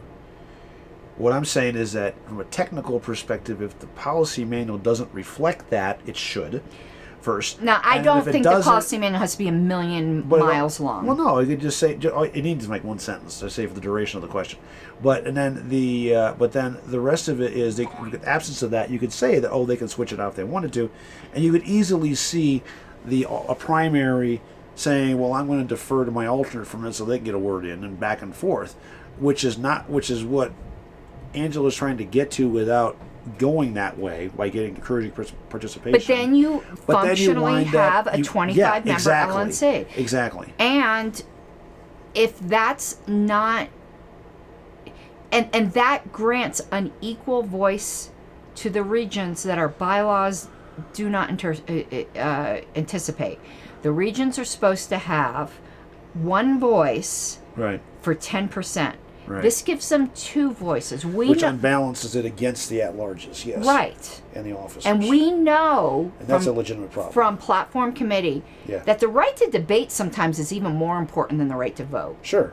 And I've gone on my way, at least in the last Platcom, to defer out to my alternate to let them... Not only let them participate, but there are times I just didn't want to talk, didn't want to deal with it. But it was always for the whole question. Yes, it was. Because it didn't make any sense to do it to me otherwise. What Angela has done isn't to... I don't... Actually, I'm going to go back on custom. I don't think she's actually changed the custom. I think she's just assumed no objection and nobody has objected. Yeah. I don't think she has ever proactively stated that she thinks they have a right to debate. She's called on them, and there's been no objection. Yeah. So it's been a without objection type of thing. Yeah. Which Nick would do all the time, though he would explicitly say, without objection, Mr. Starr. But he wouldn't even pause, because he would just assume that if someone's going to object, they're going to do it. So I just think Angela's doing it a little bit more informally without saying the words without objection, but is assuming no objection. Okay, technically speaking, I'm top of the head here. What she could do within the rules to do exactly what she's trying to accomplish, but at the same time not having a 25 I don't think number she's. LNC. I might have misstated in the beginning here that I'm not trying to make this as something Angela's trying to accomplish versus something I'm trying to accomplish. I was just stating the Okay. reality of the situation. Then let me back that up then. Yeah. And I don't even know if Angela has considered all of this. Like, I don't think this is necessarily some kind of conscious choice she's made. Yeah, that's fair. I think it's just her nature. That's fair. No, that's fair. And I'm not trying to ascribe any nefarious Yeah, no, but I also wanted motives here either. Yeah, no, and it certainly wouldn't be nefarious. No. It would be. I just think it's her nature to do that. I'm not so sure it's calculated. Because technically you could move to put the committee into an informal discussion or a quasi committee. Oh, we've done that and then before. include everybody, talk about it, come back out, and then have your vote. You could do that too. It accomplishes the same thing within the rules. But you would have to, in the motion to go into a quasi committee of the whole or a committee of the whole, say that alternates are included. Yes, you would. That's correct. In order for them to have an automatic right to debate. Right. I don't think they have an automatic right to debate. I don't think they do either. And on things I'm just saying like there's ways to make it happen. Yeah, no. And on things like, and I normally do not care. Because even before, when Aaron Starr and I were at odds, I objected to him, but rarely. And it was very limited circumstances. It was when it was on a question that we talked to death already. Right. We already know what you're going to say, dude. And he's repeating himself. right. And there are full unqualified LNC members that want to talk. Same thing with members of the gallery. Nick was very free on letting members of the gallery speak as well. Right. Whitney wasn't, and she was wrong. She should have asked if there was an objection. And Victoria used to do that as well. Yeah. Victoria used to just ignore when someone in the gallery raised their hand. You can't unilaterally make the decision you're not going to hear from them. Right. You have to put it to the body. Yeah. And she was notorious for not doing Right, that. right. And it caused all sorts of troubles. she always passed me over. She passed me over a lot too. Oh, and she would say, "No, I'm not letting you." I'm like, "Hello, that's not your choice. Yeah. That's the choice of." Now that board, more times than not, voted against hearing from anyone in the gallery because that's just how they were. Right. But it's still their choice, And not you know how I am at our board meetings now. If I say something, it's very I pick my spots, but it's usually very limited. So I have keep another what's piece of going advice on. because I'm not trying to do this to be a jerk. Yeah. I am, though, trying to do it from us beating a dead horse and not to unbalance the LNC from what the bylaws intended, which is not to have 25 members and for the regions to have double the voice. Yeah. So my other question is, if I anticipate this is going to happen this meeting, should I wait until the circumstance actually comes up, or should I give fair warning at the beginning of the meeting to kind of avoid the situation from coming up?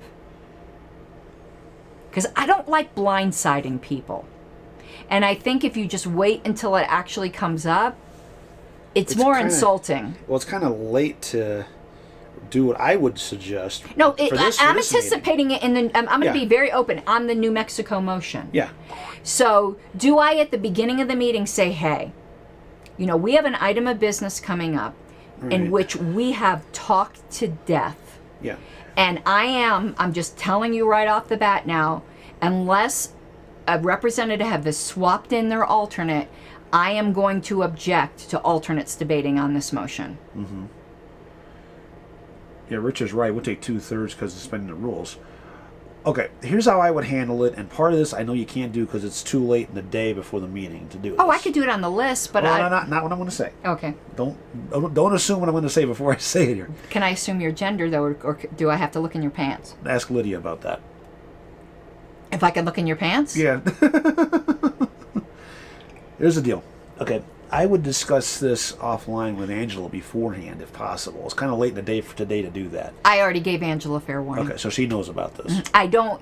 Okay, one thing that's funny online, and it's how quickly things switched. Yeah. When this term first started, certain bad actors kept trying to pit Angela and me against each other Yeah, I know that. they want to make two strong women fight. Yeah. And then they figured out that ain't gonna work. Right. Because I don't do anything without running it by Angela. Because Angela actually has officers. Yeah. She's so I give her exactly back. You know. Okay, so if you... There's nothing I do. It doesn't mean Angela agrees, but I do not blindside Angela. Okay, so if you two are already communicating on this, fine. Yeah. Then my first point is not relevant. I never blindside Angela. I would rather mention it on the front end and not blindside anybody when it happens. So give advance warning. Yeah. I agree So with what that. happens in social media now? Now the narrative switched overnight from these two are at odds and I'm trying to be chair and all this other bullshit to those two are in cahoots and they plan everything and they're thick as thieves. It's funny how that narrative. And there's an easy way to solve that problem, and it's a very simple one. What's that? You gotta disagree with some things. I do. I do. But she needs to too. She does too. She does? Oh Okay. yeah. Yeah. Oh. So you say specifically, I disagree, and here's why? Yeah. And Okay. some of it though might have been an executive session, but the whole. No, I mean on the public list. No, she's done that. Okay. I can tell you the LNC knows that Angela and I are not thick as thieves because Angela's had to tell me to shut up before. Yeah, that's fine. So, She'd have been like, Ms. Harley. yeah, I think your best answer is at the start of the meeting with the public comments, whatever. Mention it then. Yeah, no, but I never, just so anyone knows, she doesn't always agree with what I'm saying, but And that's good. Right. I do not blindside Angela. Because you do not want the chair to be the puppet of the secretary, or vice Well, versa. Angela's nobody's No, puppet. she's not, and that's good, and that's exactly what it should But that's what's funny though. Anyone who thinks that Angela would be anyone's puppet does not fucking know Angela. No, and I don't think she is either. No, but it's the bad actors that don't know anybody. And my own exposure to her on a one-to-one level has been very limited. But even I can tell that she's one. very strong-minded. It's just like me. I'm nobody's puppet. Angela and I are a lot alike. That's not what Wayne said. That's a different kind of relationship, baby. Okay, who's asking who? What date is it? It's the 25th. And then you're asking me. Okay, that's what I thought. This is an interesting question. So you think at the beginning of the meeting. I think at the public comment session is a good point to point it out. Probably the best place. Then everyone's going to be like gossiping about it in chat, all the bad Let 'em. actors. I don't. Let George 'em. You can't- Phillies. George Phillies can go suck on his own polymers. The reality. And Lucchini can join him. The problem is this: you can't stop them from doing all their sniping. I all know, you can but do I is don't just like it. Say your piece, and I let don't them care if bitch they and moan snipe they want. elsewhere because I have them blocked elsewhere and I don't have to see it. Yeah. Now I just told everyone how to annoy mean, me. I'm just You not have going to look realize- at the chat You have this to time. realize the Libertarian Party of Massachusetts, not to be confused with the valid party affiliate in Massachusetts, LAMA, are a Neither bunch of them are sour called the grapes. Libertarian Party. So one is called the Unified Libertarians of Massachusetts. That's the legitimate affiliate. And who has the Facebook page? It says Libertarian Party of Massachusetts. I think that's when they were the party. It's still out there. I'm going to murder you. Don't do that. I need a knife. Yeah, yeah, yeah, yeah. That's not a knife. That's a knife. Okay, are you ready, Mr. Seebeck? I guess so. The resignation of a member of a committee Oh, here we go again. should be addressed A, to the president, B, to the chairman of the committee, C, to the executive committee, D, to the appointing power. Ooh. A resignation from a committee. Mm-hmm. Okay, give me A again. Give me A. And A, when they say president here, they mean the president of the society. They mean not the chair of the committee. Right. Okay. Because B is the chair of the committee. The answer A is no. B is what? The chair of the committee. Maybe. C? The executive committee. No. D is the appointing power. I think it's D. It is D. It is D, and yeah. you could explain why now. Because if you have a hybrid committee like we have, where some members are appointed by a county and others are appointed at large, and they're the ones who are responsible for putting in replacements, they're the ones that need to know you're quitting. Right. Yeah. That is easy. Richard had a good idea, and this then makes it incumbent upon me to mention this ahead of time. Let the alternates speak during public comment if they want to. So they need to be aware then that that's when they need to do. Good thought. By the way, I did get the Douglas bylaws appointment. I saw that. And I saw that because somebody got pissed. Quit. Rage quit. I don't think it was over that. No. I don't think it was over that. We already... No, let me put it to you this way. It wasn't over that. This person had already wanted to quit and had been talked out of it for... This had already been coming. Maybe that was a slight factor, but that wasn't the reason. This is a Sunday. And Sean Vadney, if you haven't seen, got appointed to platform. Sean's got a good head on his shoulders. So, okay, this was a Sunday. You fucking bastard. No, you had one before. Now it's my turn.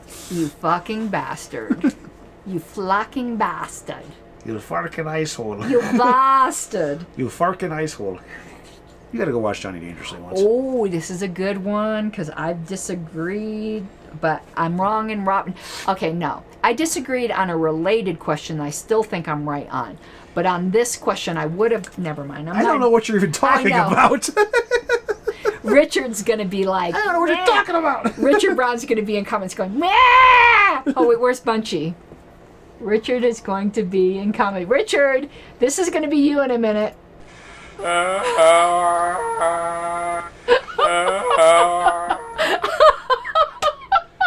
The pain. Okay. All right, what's the question? The bylaws provide that the president shall appoint all committees. Okay.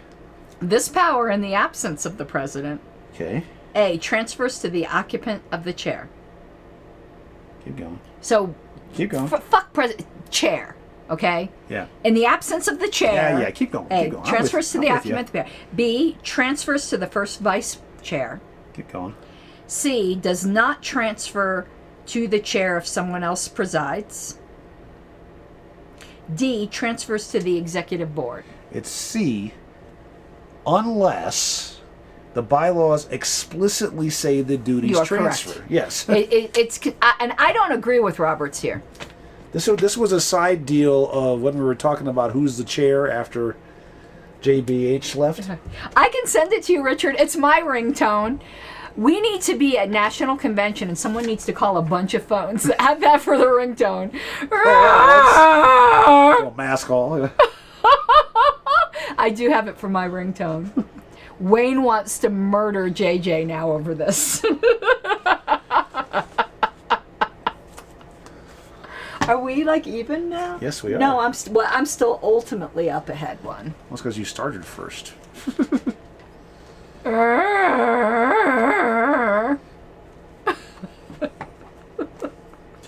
See, Lydia's ringtone starts off with, yeah, baby.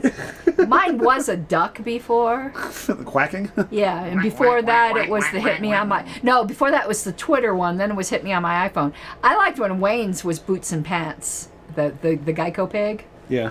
That was great. See, my general ringtone is Van Halen 1984 because it's so unique that nobody uses it. I thought you had the boing, boing. No, that's just notifications.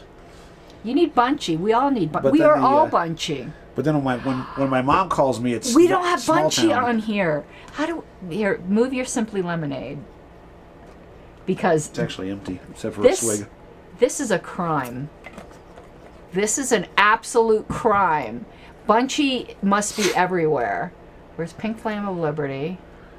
Overlays. Where's my overlays? Help me. I don't know.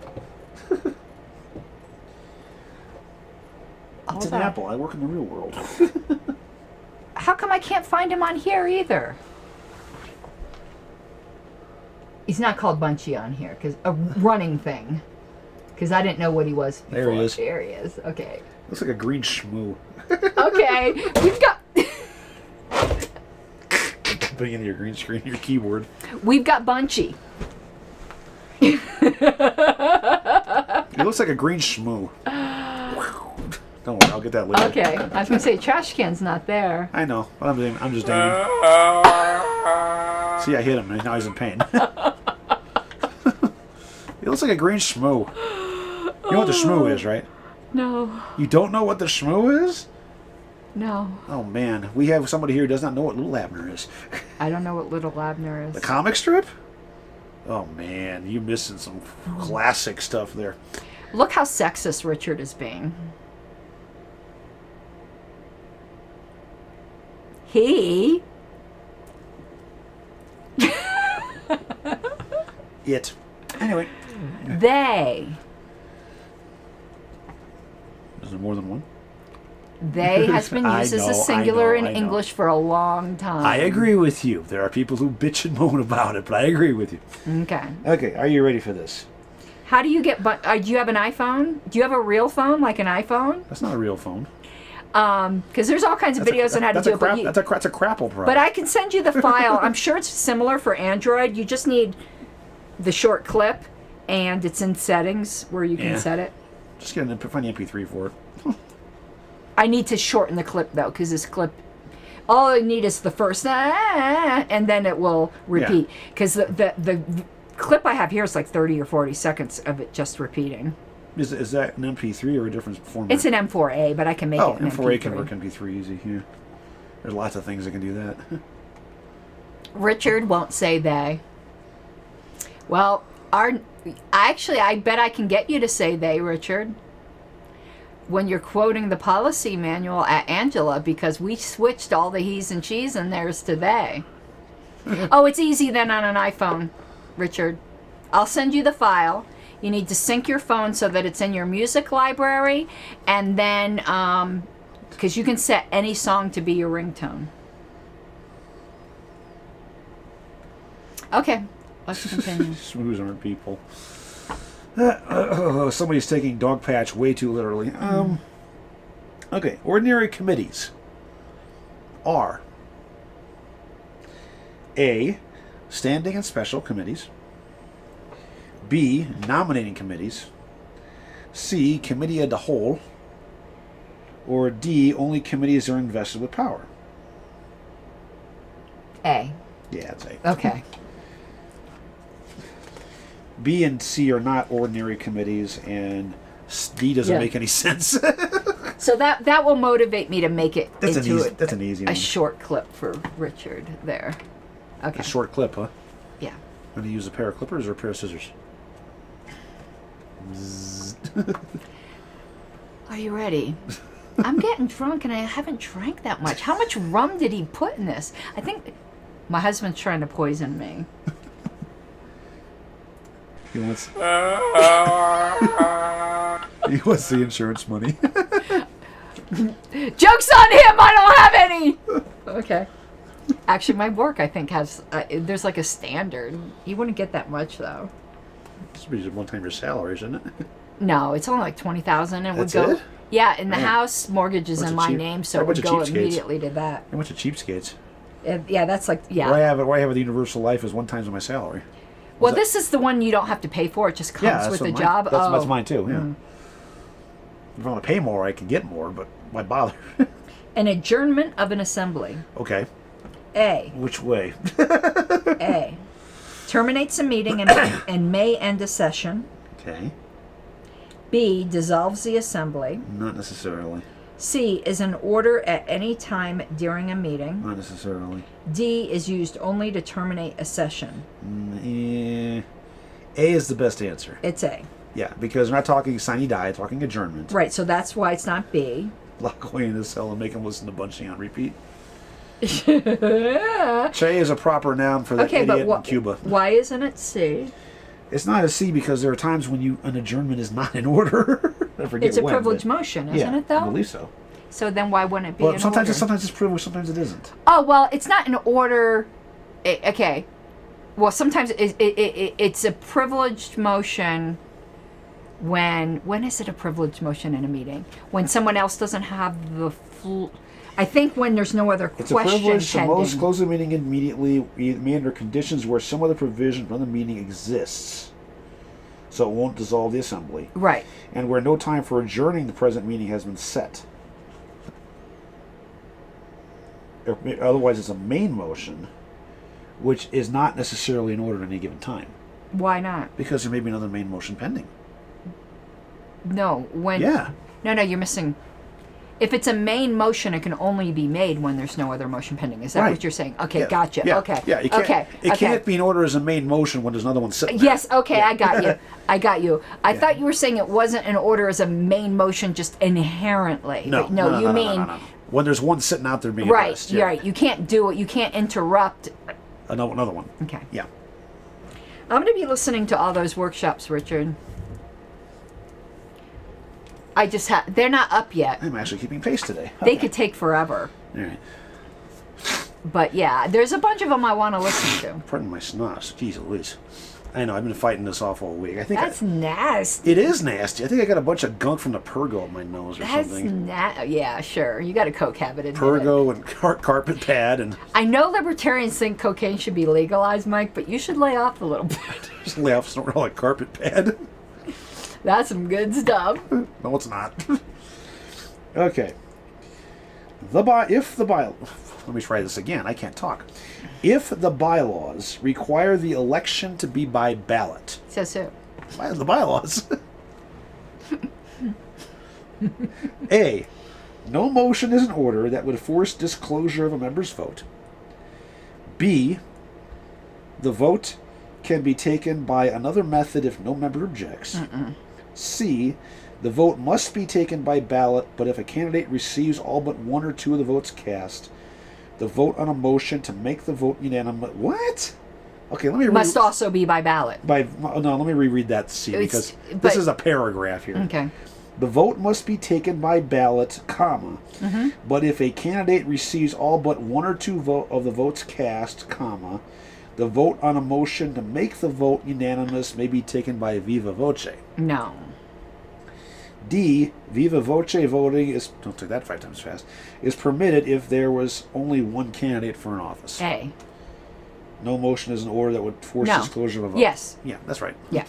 Yep. Yeah. Okay, that was confusing. Well, yeah, because that C is a freaking paragraph there. But it's like, what? what gets us, if it had said you can do the motion to make it unanimous, but that must also be by ballot, that would be correct. Right.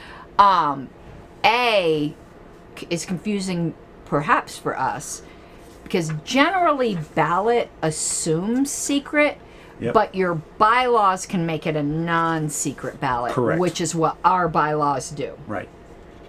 So, And remember, but this was a motion to disclose it, not a bylaw. Yeah. but I'm just saying, Right. in general, what they're trying to get at, yeah. But remember, Mike, even the Nazis had non-secret ballots too. Well, yeah, that's because they're not, who to kill off But next. but JJ said actually they didn't. But you remember that's what Yeah. somebody wrote. Okay, Gregory Koch. Did I do Gregory with it? asked I don't know if you, no, you didn't. Gregory Koch asked the question, what about a motion in the bylaws? That one is usually done by a, first by a voice, second by show of hands, and third No, by I counted learned if something. necessary. What? I learned something, and Wait, we do JJ it. confirmed. Eh? We've never followed this. First of all, anything that requires a 2/3 vote should never be by voice. I already knew that. It should always be by raise of hands. You Okay. should never go to voice first. Okay. We ignore that. I personally hate voice votes anyway. But there's another one. I think it had to do with bylaws. I might need to look this up where I had a text with JJ that said,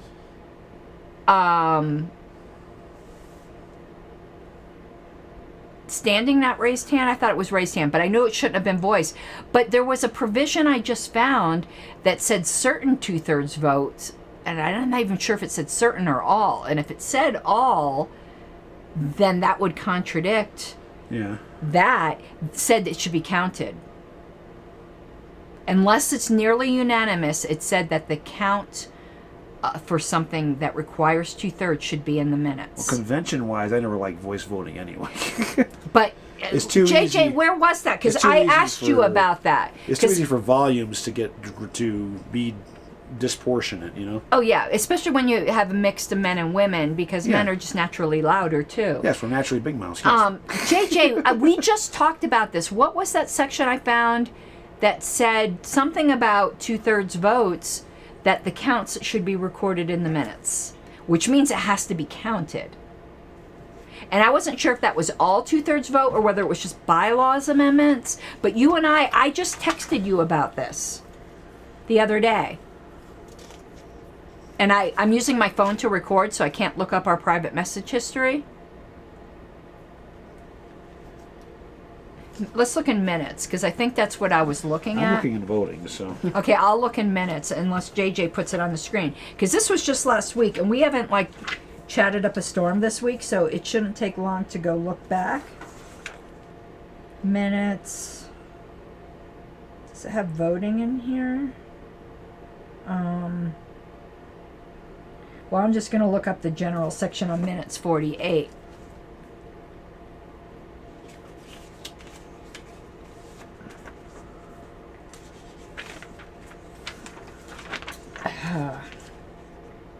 Where is minutes?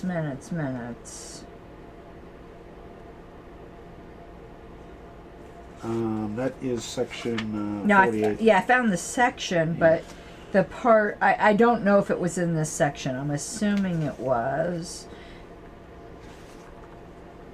JJ, come on, I just talked to you about this.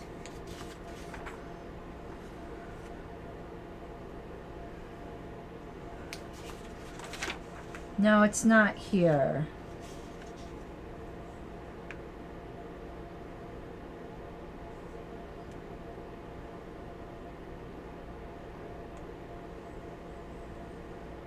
He's not answering me. He's being so Maybe he's looking obstinate. for it, too. But this really just happened. Gregory asked the question, would it be in order to move to amend the bylaws to make the ballots not secret? Yes, with proper notice. Yeah, if your bylaws require notice for bylaws amendments, some allow bylaws amendments from the floor. Which is... But JJ, you Okay. remember when I asked you this, don't you? See, he says he couldn't find it, yeah. But we had this I'm not dreaming, am I? We had this conversation. I wasn't in the conversation, I don't know. Okay, I'm gonna have to look this up when I'm not on my when we're not using my phone to record, because I could have sworn we had this conversation. If written records are prepared in counting the vote, such as tellers' tally sheets, they are subject to the same retention and recount rules as no. ballots. But that's not where you're getting Now at. this was a 2/3 It leans vote in that thing. direction, but it's not there. Richard, I had read somewhere that said that the vote for things requiring 2/3, and I don't know if it was all things requiring 2/3 or bylaws amendments requiring 2/3, that the vote count should be recorded in the minutes, which means that whatever vote it was talking about should be a counted vote. Maybe I'm going to look under It bylaws. says the teller's reports are under the minutes. Yeah, no, this wasn't about teller's reports. This was specifically about things that required a 2/3. 57.9, JJ found it. Okay. Because this was something I didn't know, so it was under amend bylaws. Yeah. Yeah, the final vote on a bylaws amendment should be counted and recorded in the minutes. Yep, it's right there. Unless we never do that, unless somebody calls for a division. Right. Does anybody do that? I've never seen it done. Because now we got a gotcha, though. We can fuck with somebody. Don't you just love Roberts to fuck with somebody? Isn't that the purpose of Roberts, just to fuck with people? It seems like it some days. Did you know that? I didn't know that. I didn't know that. I learned like 2 years ago. I found I mean, that we've recorded counted votes as a matter of rule, a matter of process, but not when it's just a voice passing. there isn't a standing rule that overrides that. No, there's not one on that one, no. No, there isn't a standing rule that At goes least not voice. Colorado, there's not. Not nationally either. Yeah. 57.9, Richard. Yeah, JJ's good. So that was news to me. I must have been researching revisions when I saw that.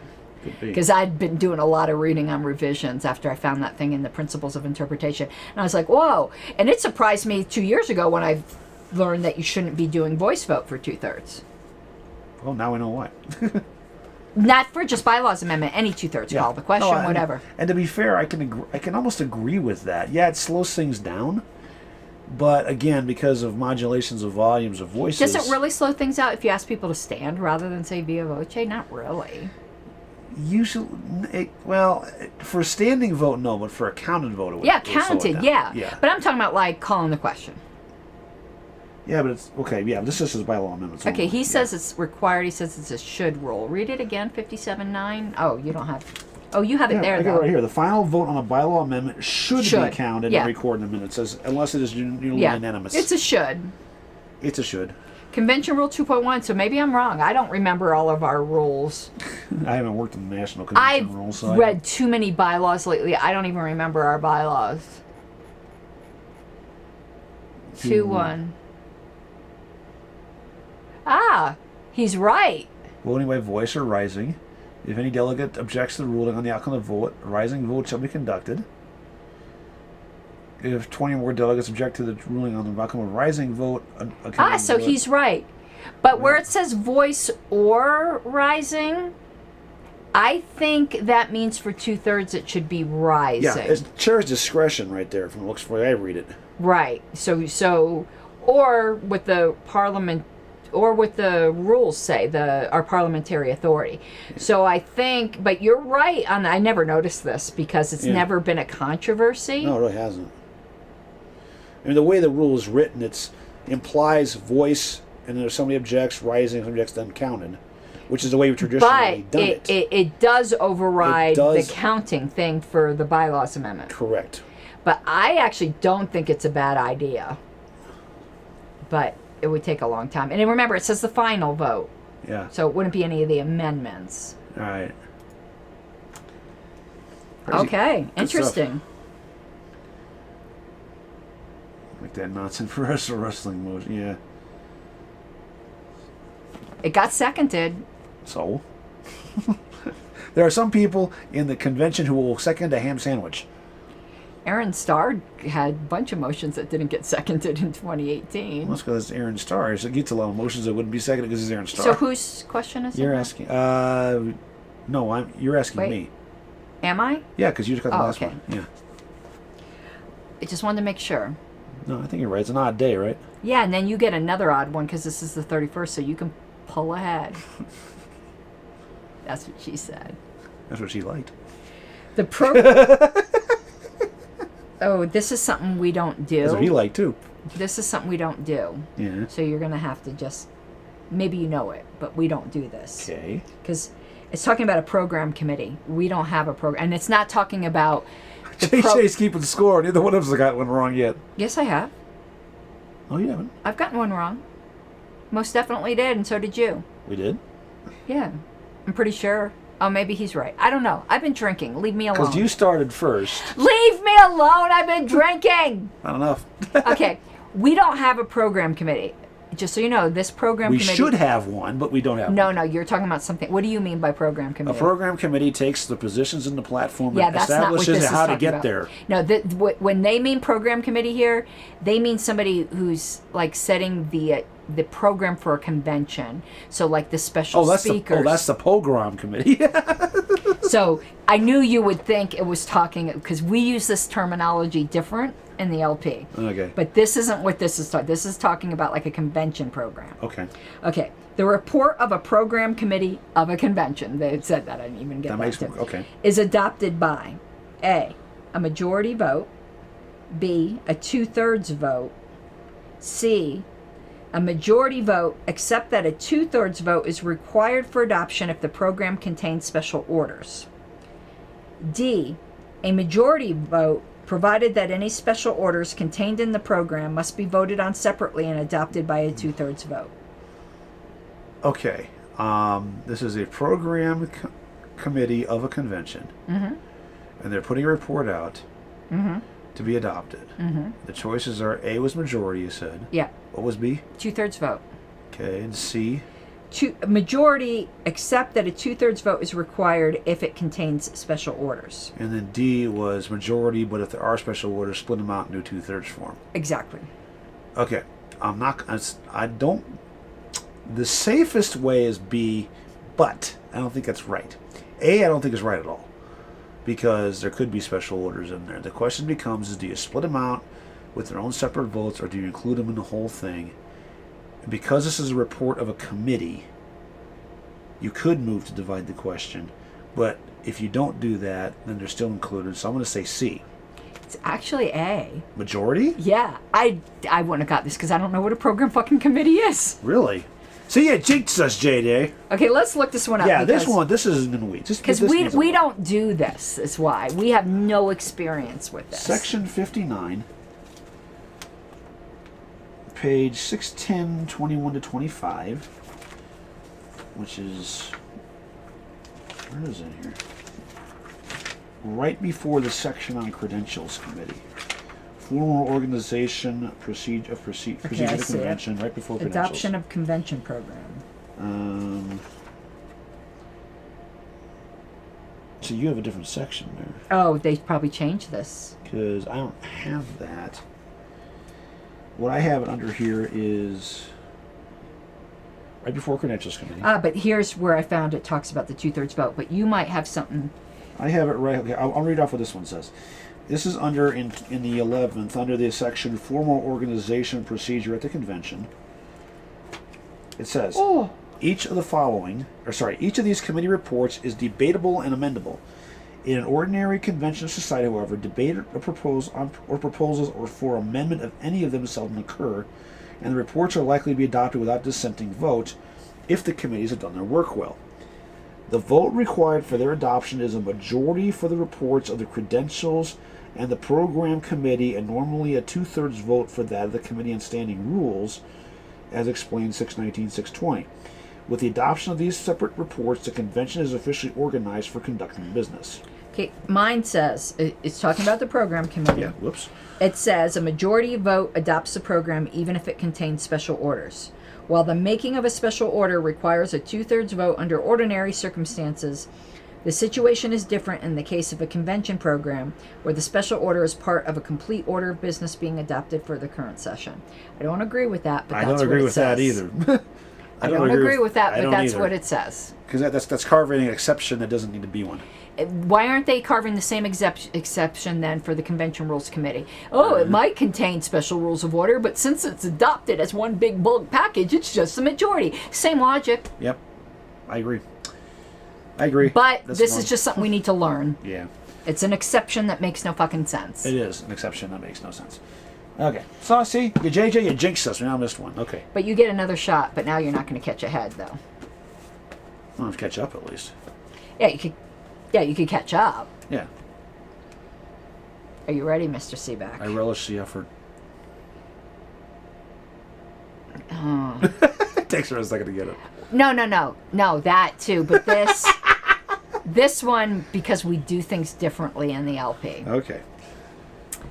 So I'm giving you a big hint that it's not what we do in the LP necessarily. I haven't even looked at the answers. They could be. Never mind. I shouldn't have even said that. Just go. Ask the question. Minutes must contain 60 seconds. A. Complete reports given by a committee chairman. B. Proceedings of a committee of the whole. C. All secondary motions that were lost. D. All main motions with their disposition except normally those withdrawn. The minutes must contain these? Yes. Give me those choices again. Complete reports given by a committee chairman. B. Proceedings of a committee of the whole.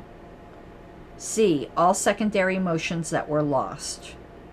D. All main motions with their disposition except normally those withdrawn. It has to be in there. You normally include reports as appendices, I thought. However, we don't always do that. Because we sure in the hell don't include like the standing committee reports like bylaws and platform in the convention minutes. I do. You do? Mm-hmm. Okay. Alicia did. We don't do it at the state level. I did. Okay. B was... And no offense, but our former... The secretary prior to me didn't do things right all the time. Yeah. B was... A committee of the whole. Okay. C was... All secondary motions that were lost. And D... D was all main motions with their disposition, except normally those withdrawn. I gotta go with B because it's the only one to me that makes any sense. The other one should be in there all the time anyway. I don't know the answer to this one. Okay, it's D. It's D? Yes. I think you need to read this I more think carefully. I think I do. Because that's like royally confusing. But the problem is we don't do this in the LP. We do include reports as appendices. Oh, I see where I'm getting mixed up. Must contain all main motions. You know. Well, but you could argue about those withdrawn. We include could. those withdrawn, Yeah. I mean, you think you should. but it's not required by Roberts. Because aren't the minutes supposed to kind of just give a summary tracking of the flow of the meeting? Not according to Roberts. You don't include amendments in the minutes according to Roberts. That's wrong too. We have a special rule of order in the LP, at least nationally, that says all, I forgot the way it's worded. It's basically all motions, I think, because we even include motions to extend time. Sure. But according to Roberts, it's just main motions as amended. And why I disagree with that is because it can be amended to look nothing like how it started. And it's still credited to that person as moving it. And you don't know how it got there. Right. You don't know how it got there. You don't know how people voted. See, to me, if you read the minutes of a meeting, You should be able to... you just have to figure out what the hell happened in the meeting pretty Right. pretty clear and Just the straightforward. business. As if you were there. Yeah, it did. Well, it's not a transcript of what people said, No, it's not a though. full transcript. Right. But you can draw the gist of what is supposed to be. The formal stuff. Right. Okay, but I want to read the special rule of order we have, because we add a lot more than you need to. I agree. I'm the one who added to this special order, so I obviously agree with it. Yeah. But and even though it makes a lot more work for me, I'm not about making less work for me. I'm about I think it's just a better way to do it. what's to be honest. more meaningful for the members. Meeting minutes. Okay, so our special rule of order says copies of reports submitted for review as appendices. Yeah. Then the email ballot thing says it could be in the secretary's report. Then complete text of all motions made with notations of any voice counts for rising votes or votes by show of hands announced by the chair. So all motions get noted in ours. And to me, that makes sense. And that would include withdrawn motions. Yeah. Motions that die for lack of a second, though Roberts does require you to do that. But we have stricter things. Now, the motion to go into a committee of whole gets recorded, but the proceedings of a committee of whole do not get recorded. That makes sense in one way, yeah, because it's supposed to facilitate more open discussion anyway. Okay, Oh, my damn bra strap. Yeah, just take it off. Nobody will care. Boom, chaka, wow, wow. But I knew that would be confusing because I do a lot of extra work. But to be honest with you, Alicia did that too. I think it's just a better way to do it. And I learned from Alicia. So I did minutes that way before I even realized that it was more than Roberts required. And then once I realized that, I authored the special rule of order. But that has certainly been our custom for years. The few times I was pressed into service when I was in Riverside, even though I was the treasurer, I was pressed to do secretary stuff because the treasurer wasn't there. Mm-hmm. I took minutes that way. Yeah. Without ever knowing word one about Roberts at that point. Yeah, but because to me it just made sense. Capture what the hell happened in the meeting. But I made the special rule of order to codify our custom. Yeah. But I just came across because to me it just makes you're asking. It seemed to me like common sense. So. Okay. So after all that, I'm still down one. Yay. Okay. But it's a Sunday. So I get a 3-pull. was a Sunday? Yeah. You fucking bastard. You suck. I hope you get this wrong. I need to get this one right. You bastard. You break my losing streak here. If a question is subject to objection of the... You want to know what? Even though our special rules say all motions, I think that kind of defeats the point of objection. I don't know if I'd record that. I've never successfully been a part of a meeting where there is successful, I think, objection to consideration. I've done it once. Do I need to add this to my bucket list since I did the expungement? And I got to cross that off? I've done it once. And that one made my state chair go scrambling for Roberts because he had no idea what the hell I was doing. Oh, you'll get this, you fucking bastard. Famous last words. No. If you don't get this, kick in the ass. It's coming, kick in the ass. Okay, there's a song, never mind. Dunkirk, okay. Dividing the basic rules of an organization. Dividing the rules? Into a constitution and bylaws. Okay. Now we're getting somewhere. Okay. Is an appropriate practice only when A, the Constitution and corporate charter are combined in a single document. B, the Constitution duplicates much of the corporate charter. C, the bylaws contain the most essential provisions. D, the Constitution is made more difficult to amend. Oh, jeez. Okay. Kick in the ass, it's coming, kick in the ass. The reason we went through this whole merge of our Constitution and bylaws was because there was a move to make bylaws harder to amend to the 2/3 of the majority, and we had a majority in the bylaws and 2/3 in the Constitution. So what was D again? The Constitution is more difficult to amend. That was why it was done separately. That wasn't the reason why it was done separately in the first place, but that was an effect of it. What's C? I gotta make you read. The bylaws contain the most essential provisions. And B? The Constitution duplicates much of the corporate charter.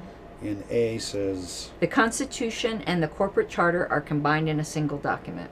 I don't know much about A. B was that they are... One duplicates much of the other. Which is kind of dumb. I'm going to say C. That the bylaws contain the most essential stuff. Fucker.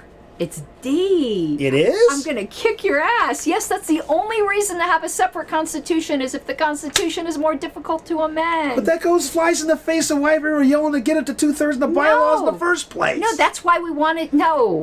No, that's why we had a separate... And that's why Jeff Orrick was opposed to combining them because it would require the bylaws to be made the same level as the Constitution. Yes. And he wanted the Constitution to be more difficult so we could put less essential things in the bylaws. Actually, the reason to have a separate Constitution and bylaws is twofold. One is that the Constitution needs to be more difficult to amend because it contains the most essential provisions.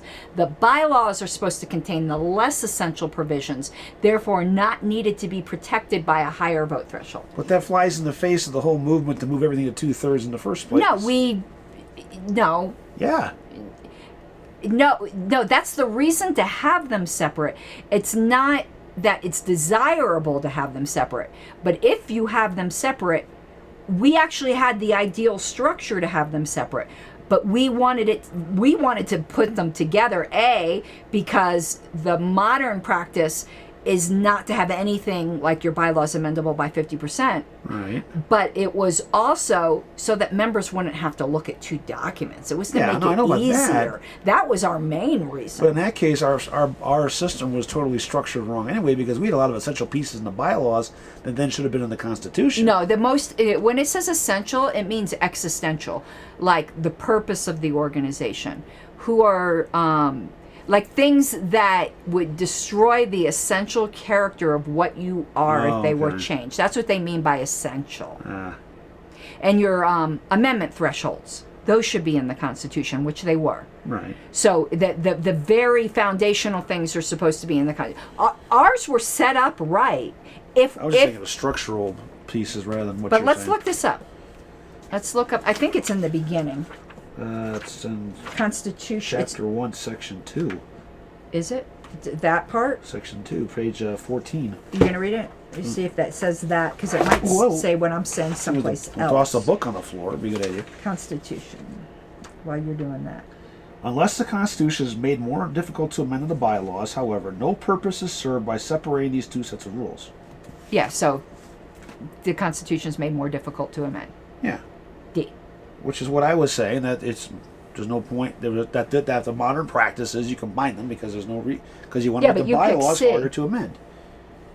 Well, yeah, because the bylaws are the ones you need, not the Constitution. The Constitution is, because of the change in the modern practice, is basically a superfluous document. You don't freaking need it. Unless it's more difficult to amend than the bylaws. That's the only And purpose. there's no purpose to it because the bylaws just got practice now is to make them 2/3.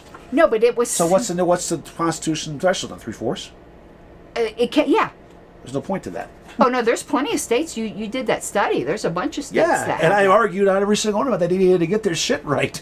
And Iowa had a 9/10 provision on some of their pieces, which was absurd. because the only thing that was in their constitution though was like the statement of principles and like it was things that were really core, while the bylaws had less yeah, essential. I mean, as far things. as I'm concerned, the only thing that needs to be 7/8 is the SOP Yeah, and a second padlock. Wow. You can't forget the second padlock. the force field. Now give me that thing. Oh, it's me. Yeah. Yeah. Yes, you You bastard. could have gotten way ahead of me, and you fucked up. See, JJ jinxed me. I blame it He on him. did. I do. Let's blame JJ. I'll drink to that, fucker. Here. He's such a fucker, man. An asshole. What kind of asshole wears a Mensa shirt? Isn't that sexist anyway? Isn't it assuming the gender of smart people? I'm telling you, he must think only men are smart. Is there a women's group? I'm gonna throw up. Come on, dude. Enough.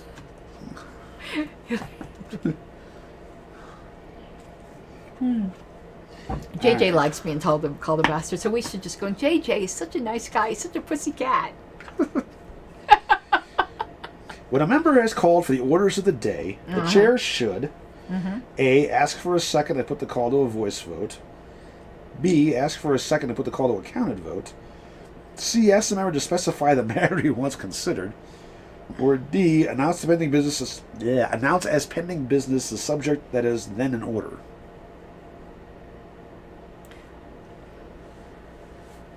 A. No, It's D. it's D. We always fuck that up. No, it's pretty straightforward, actually. I know, but I've seen it both ways. I questioned that. Orders of the day does not require a second. Or a vote, you just immediately go to orders of the day? Hang on. Was it the second part I screwed up? Let's look this up because I think this is super Hang on, I gotta confusing. unstick this from the next one. There we go. JJ jinxed. Don't fucking cheat, you I'm bastard. not handing them to you. Jesus. I gotta pull this one off so I can read He it. cheated. You saw it. 222. JJ jinxed both of us. What should we do? Should we hire a hitman? In Philadelphia? He says he's in Philadelphia, but have you ever seen him in 222. Philadelphia? I I've never seen him in Philadelphia. I've only been in Philadelphia once, and that was passing through. Was he there? I don't know. You didn't see him, did you? I didn't know him then. You didn't see him, did you? Didn't know him then. Point proven. When the orders of the day are called for, the chair can, and ordinarily should, immediately announce as a newly pending business the subject that is then in order. But sometimes the chair or a member may sense that the assembly would prefer to continue consideration That's where I was getting of the confused. presently pending question to take up another matter first. In such cases, the assembly by 2/3 vote can set aside the orders of the day as follows. Shall the orders of the day be set aside is the motion that's usually put, isn't it? Close. It says, will the assembly proceed to the orders of the day is the question. Or so on. 2/3 in the negative are required to vote down the question of proceeding to the orders of the day. Right. It's kind of like the appeal from the ruling of the chair where the negative has to carry. No, or the objection to consideration of the question, but yeah. When orders of the day are called for or announced, a member can move at the time of consideration of any question be extended for a certain number of minutes, or that the rules be suspended and desired question be taken up. Those require 2/3 vote in the affirmative for adoption, and that would Gotcha. be a second as well. Okay, we fucked that up a lot, though. Yeah. All right. JJ hexed us. Complete bastard. Ugh, that guy. No, this is my nose. Ugh, that guy. It's hurtful. I think I'm allergic to JJ. Oh, God. All right. You ready? No, but anyway. The chairman of a special committee Okay. appointed by the chair Okay. is automatically the first person named unless A. The chair does not mention this when naming the committee members. B. He is not a member of the society. C. He or she declines the position. D. All of the above is correct. Oh, wait a minute. They're doing what with them again? Start at the top. The chairman of a special committee Yeah. appointed by the chair Right. is automatically the first person named unless Okay. A. The chair does not mention this when naming the committee members. Okay. B. He or she is not a member of the society. C. He or she declines the position. D. All of the above are correct. They mention it unless these are the cases. Right? It's automatically the first person named Right. unless. A was, The chair doesn't mention this when naming the committee members. okay. B was not a member. Not a member. C was, The person declines the position. and D is all the above. Yes. I want all the above. It's just C. Just what? Yes. They don't have to. I knew they didn't have to mention it. But I thought maybe if they weren't a member, but here you go.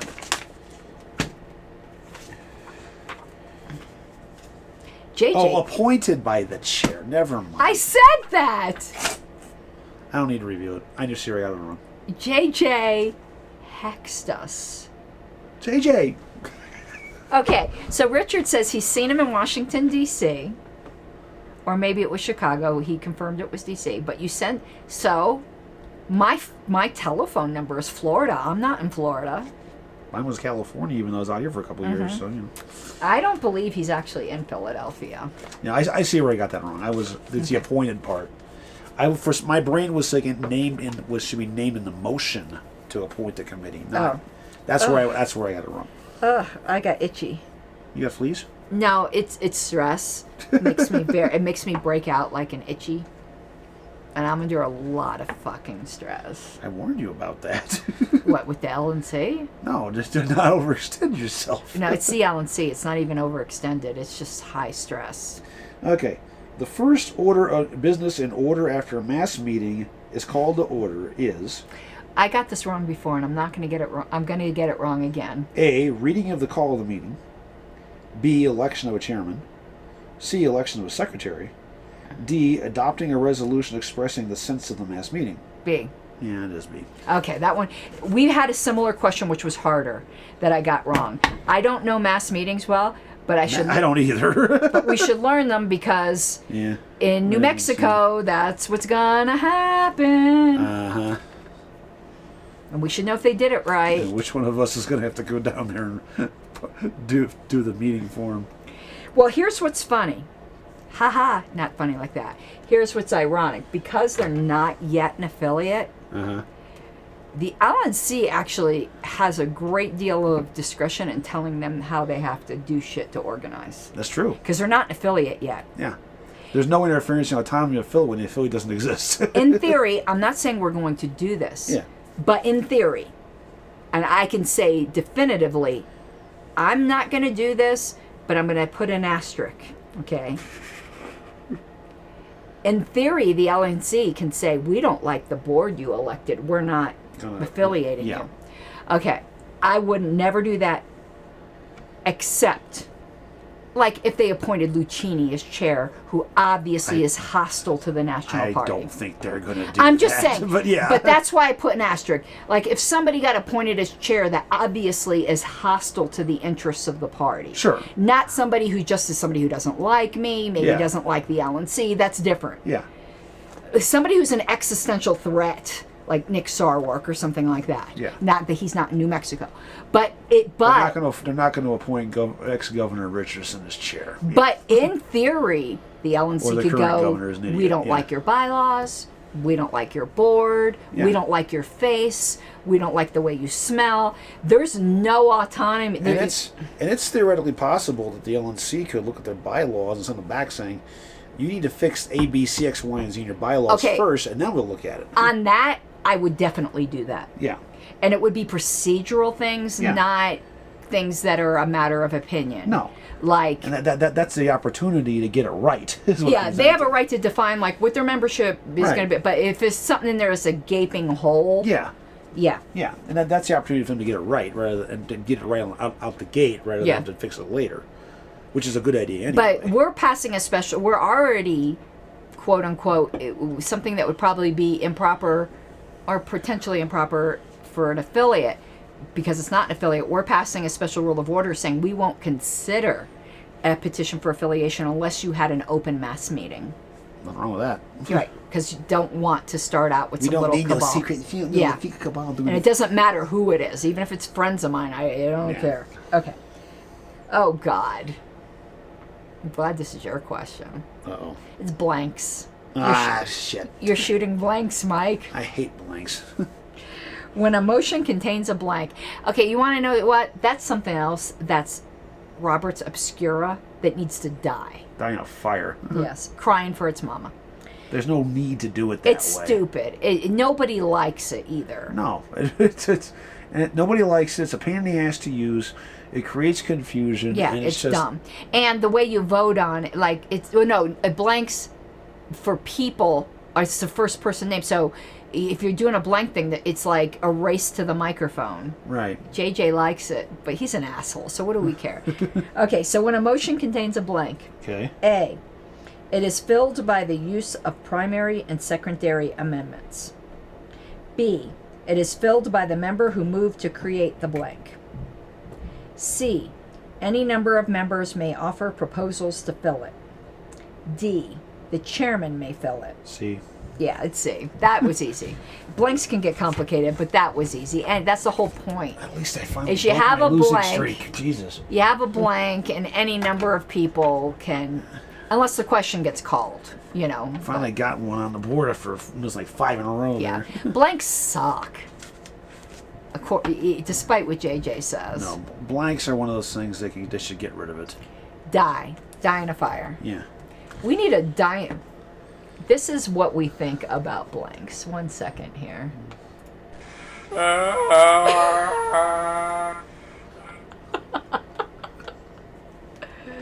You'd have to close suggestions. Oh, okay. I'll do that on the first one. That before the first one. Yeah. Okay. Look how my glass matches what I'm wearing. Isn't that cool? Yeah, but Jean's right. It still does look like the horse is puking onto my shirt. But it matches. It does match. Okay. The text of a report Uh-huh. that is to be published, Uh-huh. which has been amended by the Assembly. Uh-huh. A is published with the changes made in the text. Uh-huh. B is published as it was presented without the changes. No. C is published showing the reported version and the changes that the Assembly No. made. D is not published, but it is noted that the report was made and is attached to A. the official minutes. No, it is C. That's stupid. That is It is stupid. published showing the reported version, the changes that the Assembly That made. is stupid. Because the published version is what's got to prove. That is stupid. That's dumb. It's dumber than blanks. It's dum-diddy-dum-dum. You just pissed because you got it wrong. It's stupid McStupid face.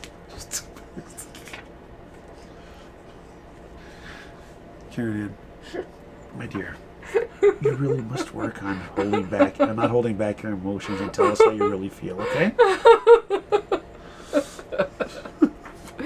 Do you remember that time? What LNC meeting was it? Normally I do not. Okay, I'm gonna make a completely filthy reference. I normally don't ejaculate during meetings. What? No, you know what I'm talking about. Verbal ejaculation.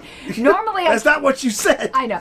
But normally I keep my emotions somewhat in check. But do you remember that one time when somebody moved something and I didn't know I had a hot mic and I said, "Oh, God, no." I need No, but I also remember this is before you joined the party. Oh, God, no. No. Oh, sorry. This was in Springs. They were doing a radio show, and with one of the local guys who was actually libertarian friendly. He's no longer with us. He passed away a few years ago, unfortunately. But we had two local county party members on the show, and I knew them both. And these are both as straight-laced mothers as you can get. Little, like 5 kids between them. Okay. Oh, literal mothers, Literal not mothers. mother as in No, like you literal, mother. literal parents. Okay. Mothers. Okay, not like MF. Okay. And this was the same episode where one of them, when they complained about the. Okay, another. Yeah, that's true.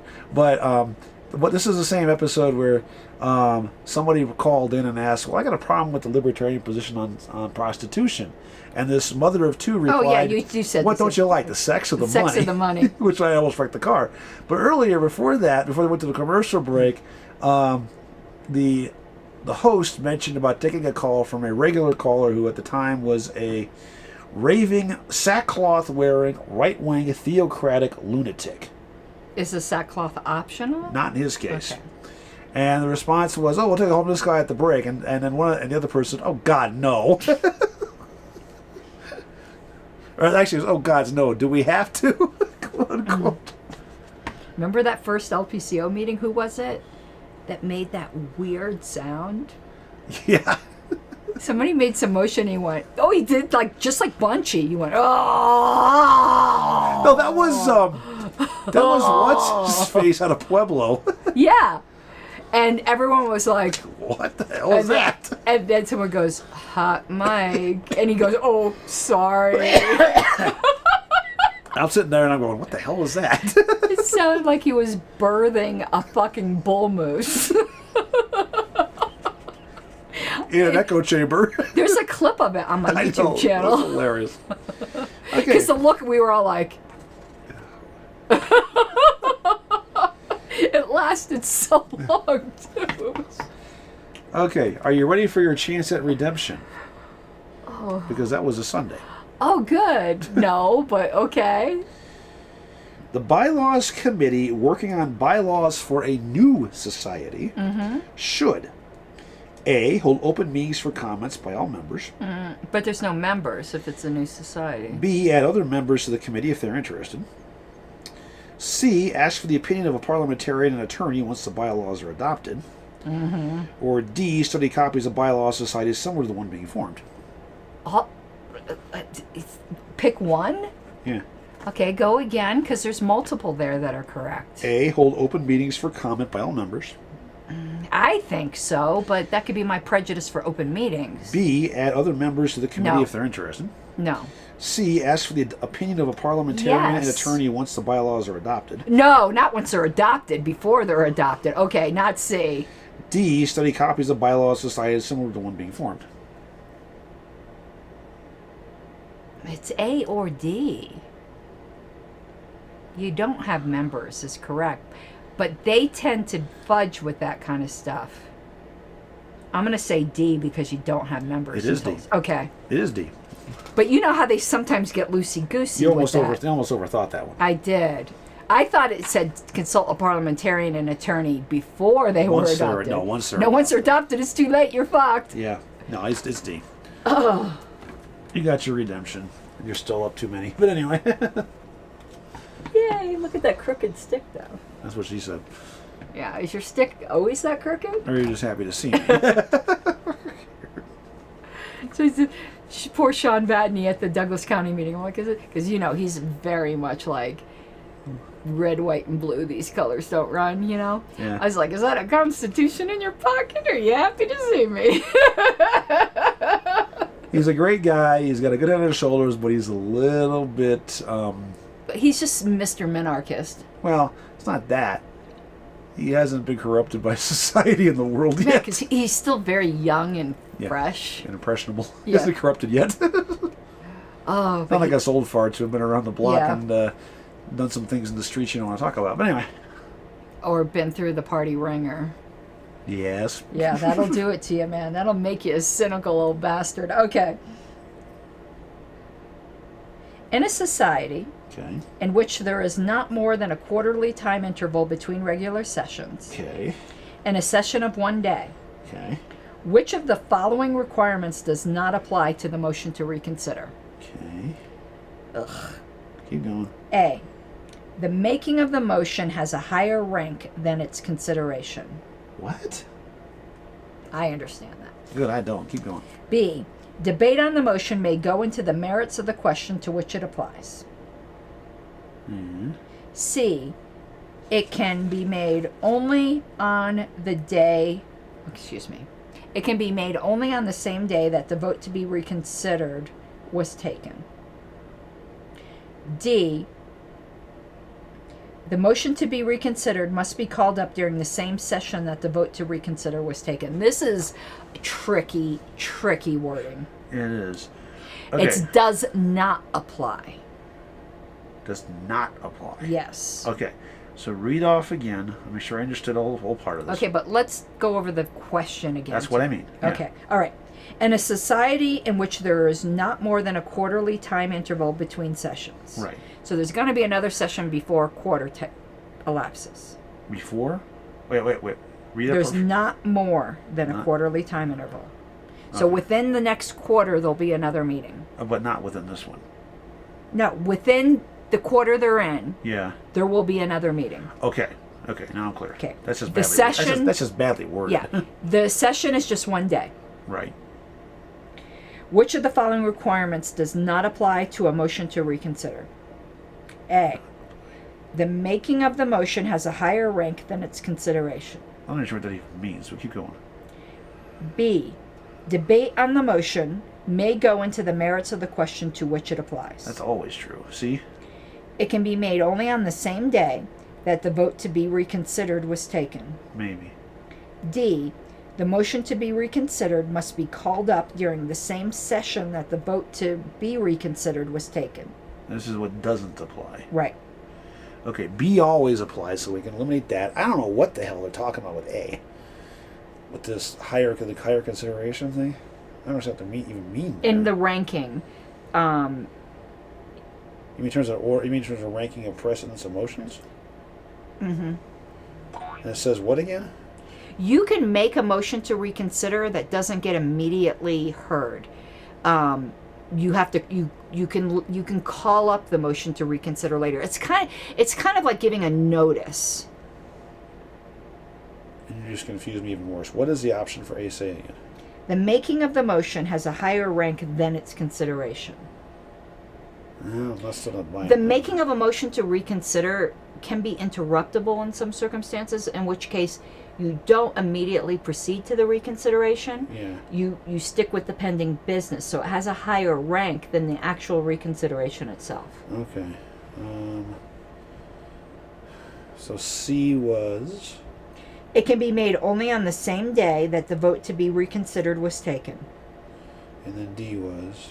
The motion to be reconsidered must be called up during the same session that the vote to be reconsidered was taken. I'm going to say C, and I'll tell you why. D to me does apply because of your time constraints of your session. So I'm going to say C. It's D. D doesn't apply? This was very tricky. JJ says C. It's D. It's worded Badly. very badly. I knew it would be either C or D, but I would have guessed too. JJ asked for you to read D again. Okay, I'm going to read the whole question and the answer D. Okay. In a society in which there is not more than a quarterly time interval between regular sessions, in a session of one day, which of the following requirements does not apply to the motion to reconsider? D. The motion to be reconsidered must be called up during the same session that the vote to reconsider was taken. Oh, I get it now. Okay, what do you get? It doesn't apply because there'll be another session within a quarterly time interval. That's why. It has to be in the same session if there's not going to be another meeting within the same, or another session within the same quarter.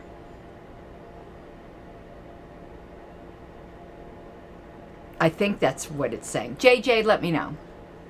In a society in which there is not more than a quarterly time interval between regular sessions.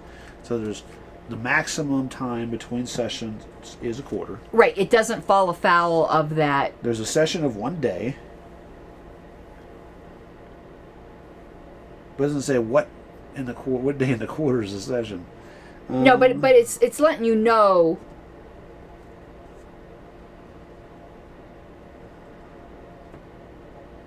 Which of the following requirements does not apply in the motion to reconsider? Let's look at up the. I think it's see the reason I was thinking C is because of the same day part.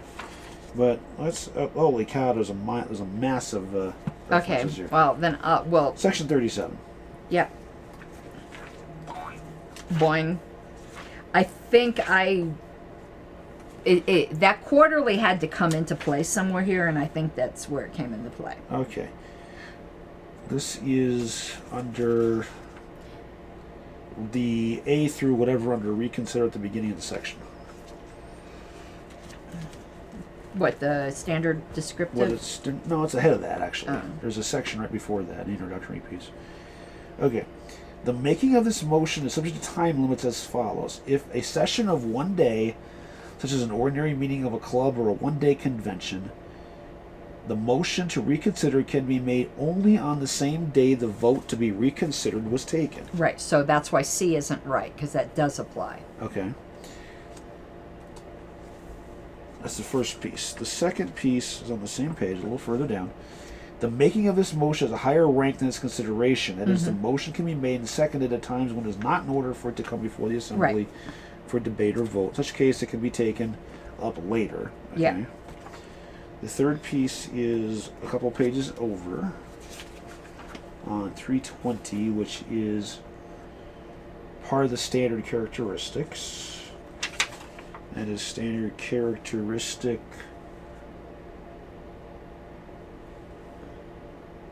number 5.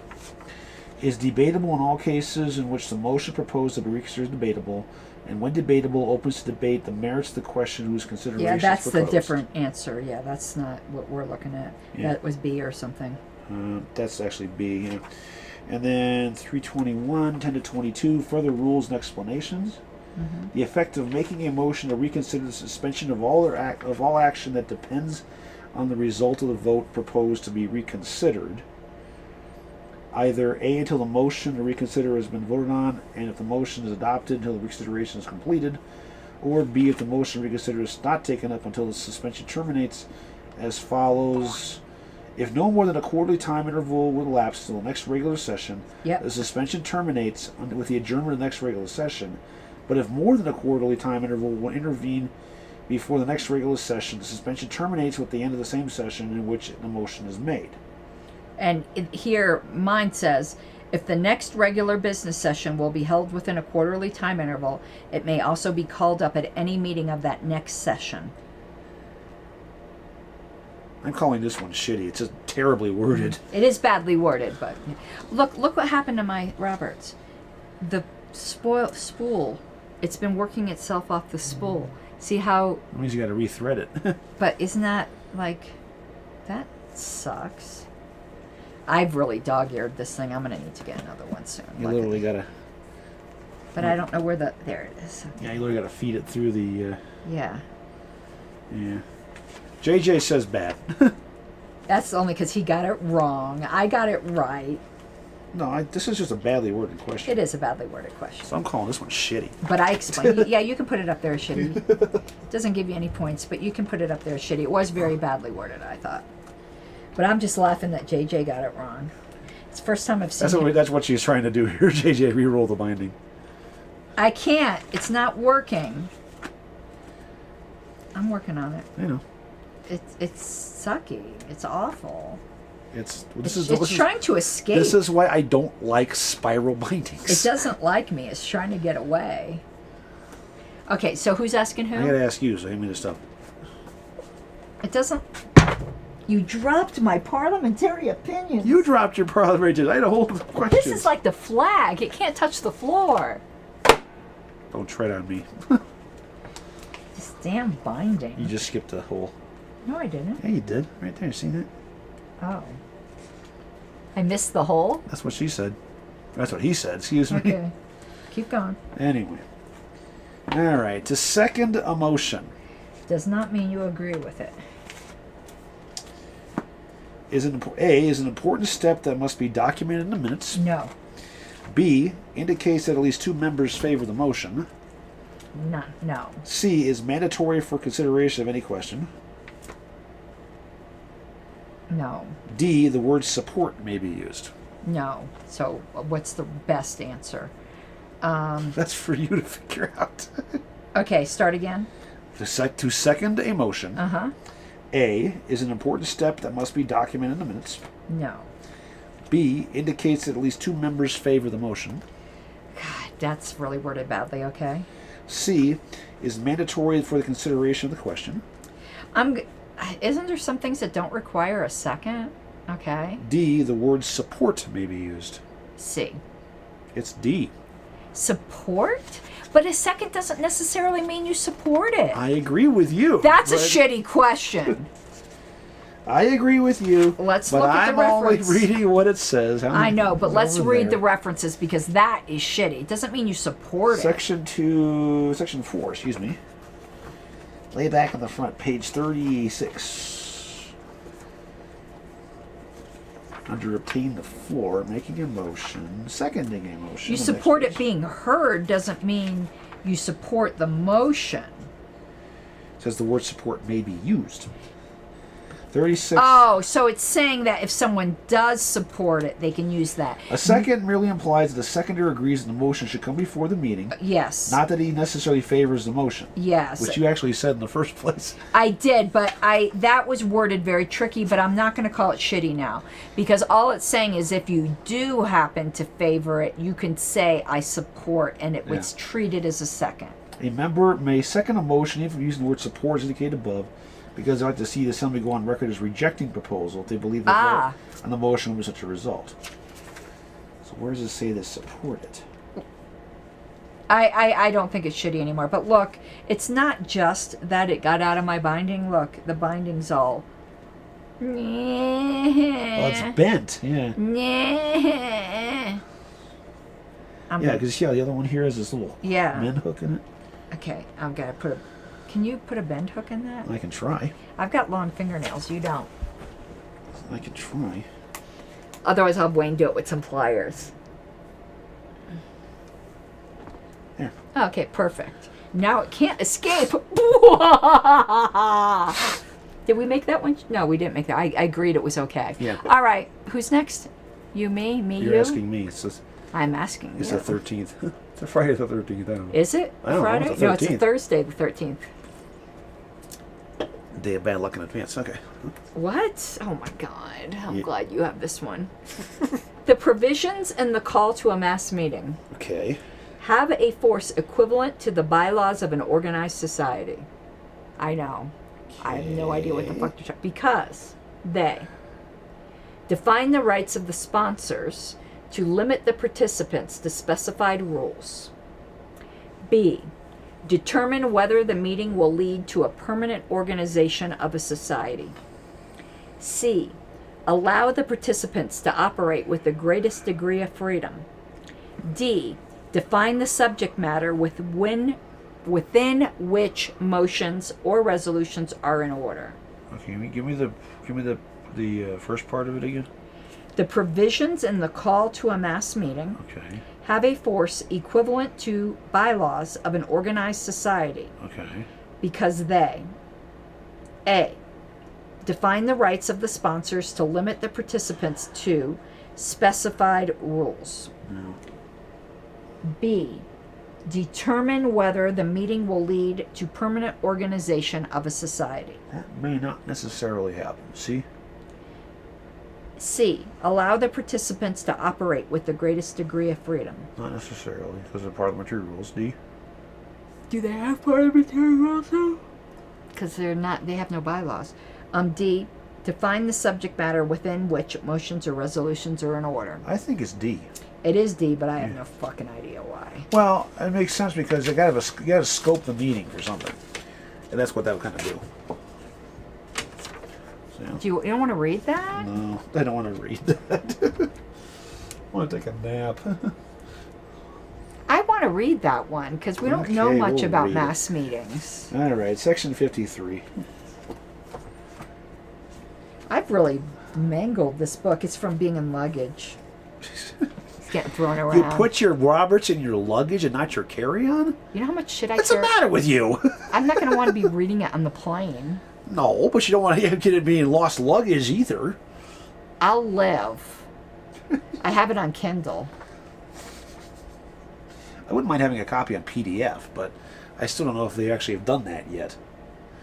Well, they should! Somebody might have. Frankly, they should have a PDF copy available in this modern world. They have a Kindle version. Well, it's not everybody has Kindle. PDF is... You can have Kindle. It's free. Yeah, so's Adobe Reader. And Adobe Reader is more widely used. 546, talking about rules in a mass meeting. Yeah, that too. In any event, without adopting a mass I'm meeting, hungry. and regardless of what rules the meeting may adopt, the provisions of the call, specifying the meeting's purpose and those invited to attend it, have a force equivalent to bylaws of an organized society. That is, they define the subject matter within which motions or resolutions are in order and determine who have the right to participate as makes members. sense. The effect is a consequence of the sponsor's rights as explained in the first paragraph of the section.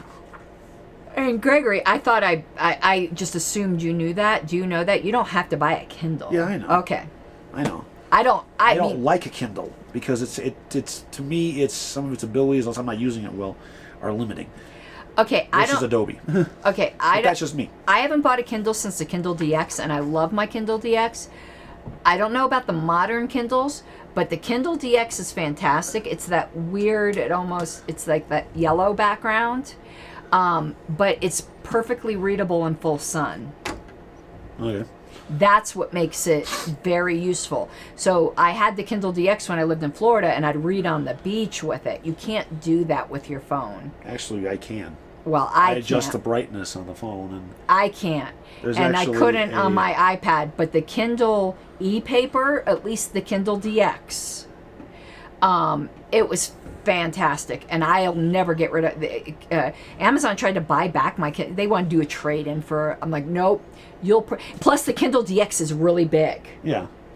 and I like big. Well, you like? I like big Kindles, and I can. Is that a Kindle in your pocket, baby? No, it's a Samsung Fold, and it works just as well. I love my Kindle DX. They only made them for a real limited amount of time, too. I know, because they weren't selling. They're big. That's why they weren't selling. I love them. I love my Kindle. All right. Oh, you're asking me? Yeah. Okay. Well, I can't ask you if you don't give me the Notice how I questions. don't cheat the way you do? Yeah, you don't cheat. You look at it before you put it down. Okay. Which statement is true about elections by mail ballot? They suck. Well, yeah, because there's no females allowed. Patriarchy, so crafty. I agree. The voter must sign his ballot to ensure against votes being cast by illegal voters. B, preferential voting is a method preferred over plurality voting. Yes. C, the person designated to receive return ballots should open them and prepare a preliminary teller's report in order to save time when the tellers meet. No. D, none of the above. Wait. I'm not sure anymore. Go ahead. Okay. Which statement is true about elections by mail ballot? A, The voter must sign the ballot and to ensure against votes being cast by illegal voters. No, because then you don't have a secret ballot anymore. It doesn't say it's secret. It just says mail.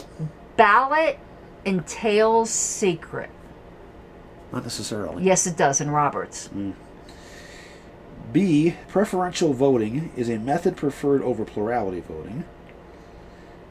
C, But plurality means you don't need a majority, so there's no reason for preferential voting to be preferred. Unless they're assuming... No, plurality means you don't need a majority, so... right, first no. past the post. Yeah. Right, so no issue... Maybe there's another reason why preferential is preferred. Okay. C, the person designated to receive returned ballots should open them and prepare a preliminary teller's report in order to save time when the tellers meet. No. D, none of the above. None of the above. It's actually... Hang on. I gotta peel it up here so I can see it. B. The preferential voting thing? Yeah. Why, though? That's a good question. I can understand you don't want this repeated one we're rounds. this one we're looking at because I have no idea. Yeah, normally, at first I was thinking if a majority is required, preferentials... See, I would have guessed A, myself. But for about the signing the ballot. Yeah, no, ballot implies secret unless it says non-secret ballot. Okay. So they're saying 40... But JJ, I get so you don't need repeated balloting, but it said plurality. Plurality doesn't require a majority, so you wouldn't need repeated balloting. 428, 20 to 21. It said plurality. Plurality means you don't need a majority. It's first past the post. Okay, the whole section here on this is talking about preferential voting and voting by mail. Right, and that section I thought said when a majority is needed, preferential voting is preferred. Okay, let me back up a little bit here to 425. The term preferential voting refers to any number of voting methods by which on a single ballot, when there are more than two possible choices, the second or less preferred choices of voters can be taken into account if no candidate or proposition attains a majority. Okay, that makes sense.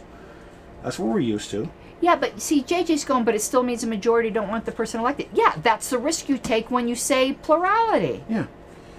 Trust me, if I would love to see electoral reform to have it so that you have to get a majority of those actually voting rather than a majority of the votes cast.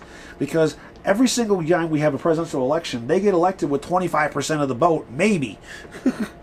I originally said B because I didn't notice the plurality thing because you do want to avoid repeated rounds in a mail ballot. Sure. 21. Here's what it says. The system of preferential voting just described should not be used in cases where it is possible to follow the normal procedure of repeated balloting until one candidate or proposition attains It's a majority. Although this type of preferential ballot is preferable to an election plurality, it affords less freedom of choice than repeated balloting because it denies voters the opportunity of basing their second or lesser choice on the results of earlier ballots, and because the candidate of proposition in last place is automatically eliminated and may thus be prevented from becoming a compromised choice.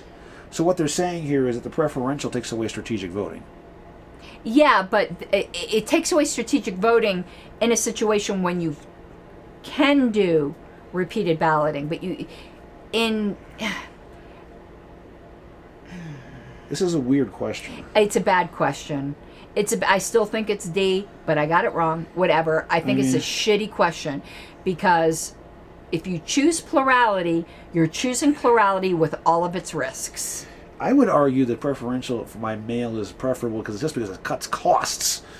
But they don't say that. It doesn't cut costs. Well, sure, you're preferencing one and you don't have to have multiple ballots. But if you have plurality, you don't have multiple ballots. Yes, you can. You don't. And plurality means you don't need a majority. In what world, under plurality, do you need multiple ballots? Florida, 2000. That's not plurality. They require majority. When you have majority, that's the opposite of plurality. Plurality doesn't require... Now, JJ... Oh, I know what they're arguing here. JJ said a tie vote. Okay. Yeah. Now, that makes sense. Preferential actually would get you to a majority where a plurality doesn't necessarily get there. Right. That's what they're arguing. But a society might not care. But on a tie vote, do you have to have a tie breaking?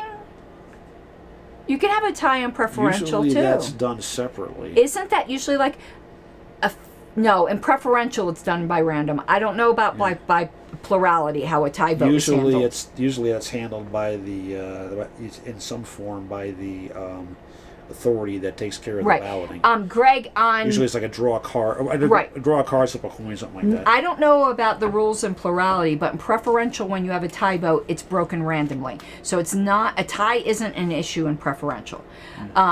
I don't know what the standard rules are for a tie vote on plurality. That was a real icky. I think why they're arguing preferential here is because Roberts has always had the mentality of that majority is better than plurality. I think But that's I think where they're coming from. a group decides that, though. If they've decided on plurality, listen. I'm not one to argue against preferential voting. You know I'm huge on that. But I prefer it also too, think a with some society has the right to say, fuck it, we want plurality. Sure they do. So And they might have a reason for preferring that. yeah, I personally think plurality in public elections is stupid. But that's just me. We're going to call it shitty, but that's, we'll move forward.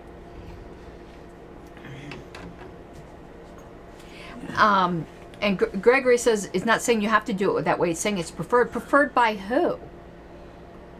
If they're doing it by plurality to begin with, and we're talking about officers, which it didn't say we were talking about No, it did not. officers, This by is the all way. in general. People are assuming here we're talking about Just officers. talking in general. But let's say we are talking about officers.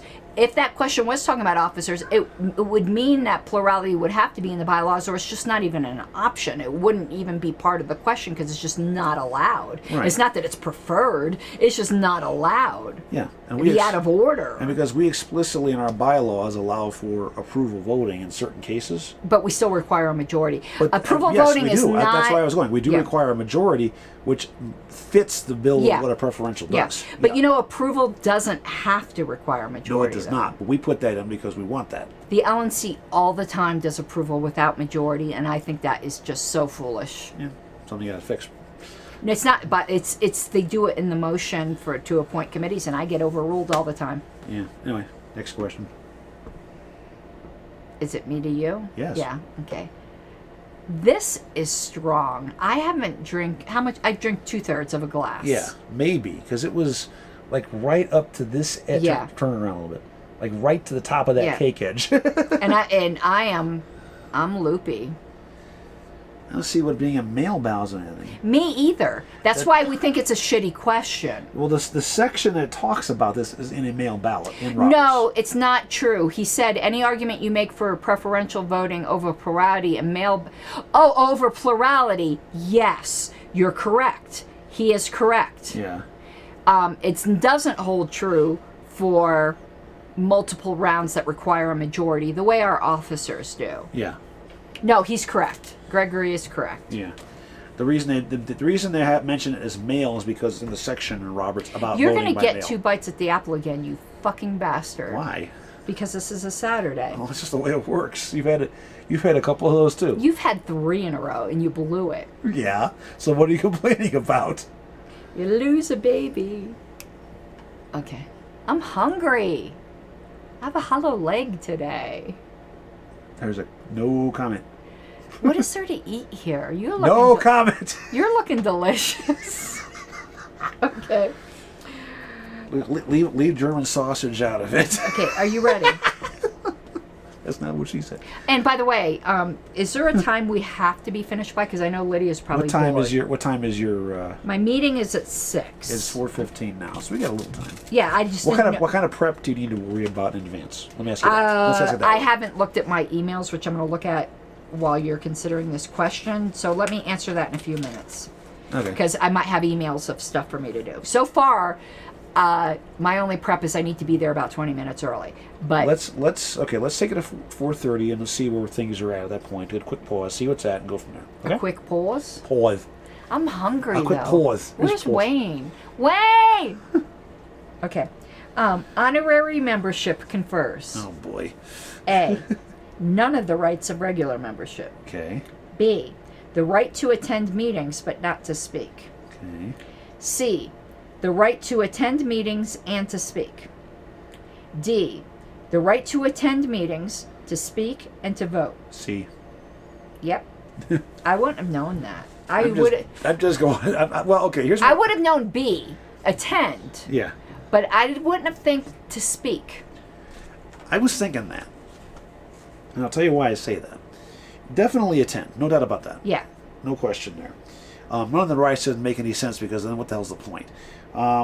You get a little pin. You get a little pin. Get a porcupine pin. Yes. And you could get a line on your resume.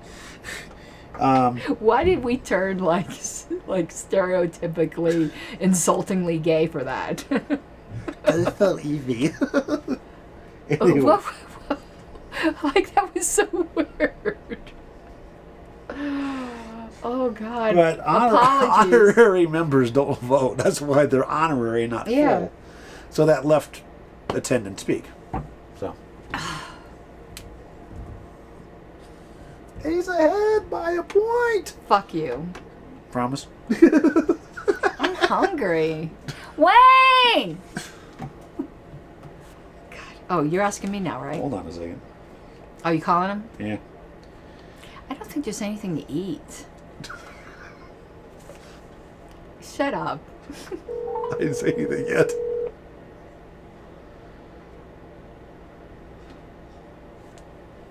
Mikey, you never call, you never write.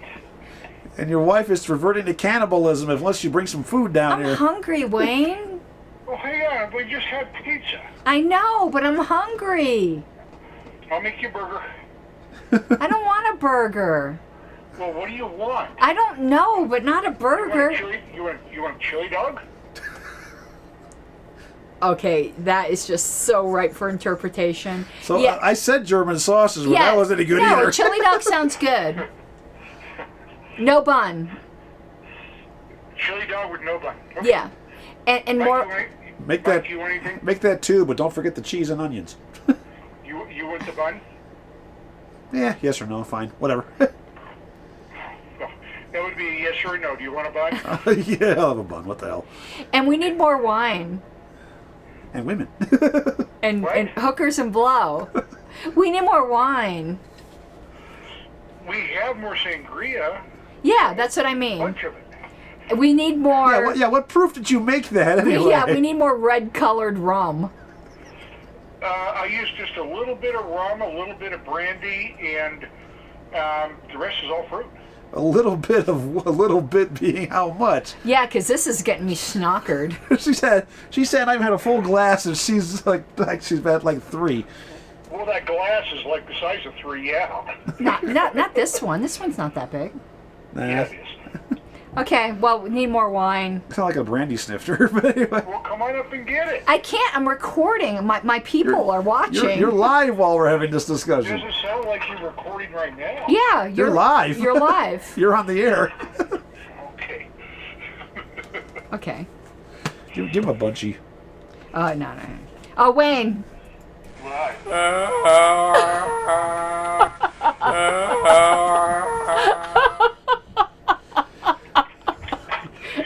JJ says hi and bring us food. I think he hung up. Giving me a headache. Okay. Hey, thank you. Bye. Oh. Okay, you get another question because that was a Sunday. Wait a second. Pardon me. All right, go ahead. I'm sitting here separating it. Okay. Fuck. You dropped my book again. I didn't drop your book. I'm over here. I saw you nudge You it. did that to yourself. That was self-inflicted. Ew. It's a Robert's tapeworm. Ascertaining that a quorum is present is the duty of the A. Secretary, B. Parliamentarian, C.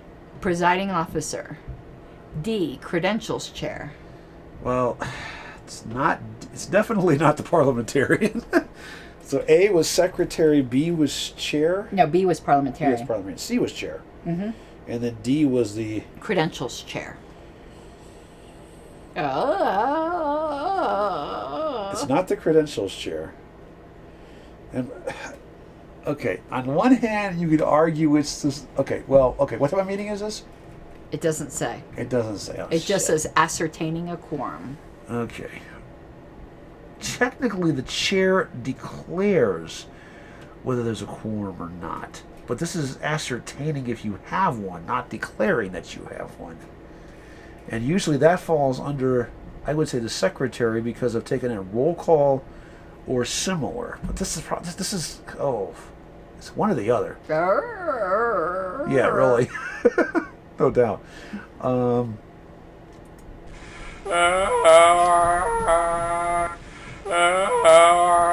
Keep it going. That's the agony of thinking.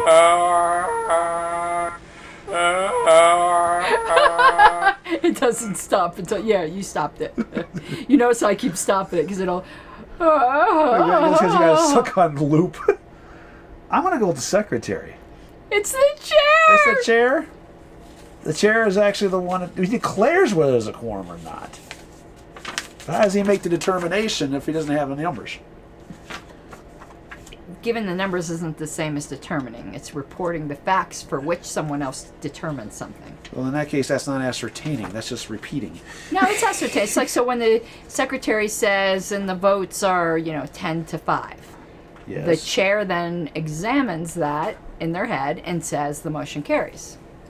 That's reporting it. That's not ascertaining it. It's ascertaining it. 348, 34 to 35. Okay, before the presiding officer calls meeting orders, it is to determine, although not being announced, that a quorum is present. Okay.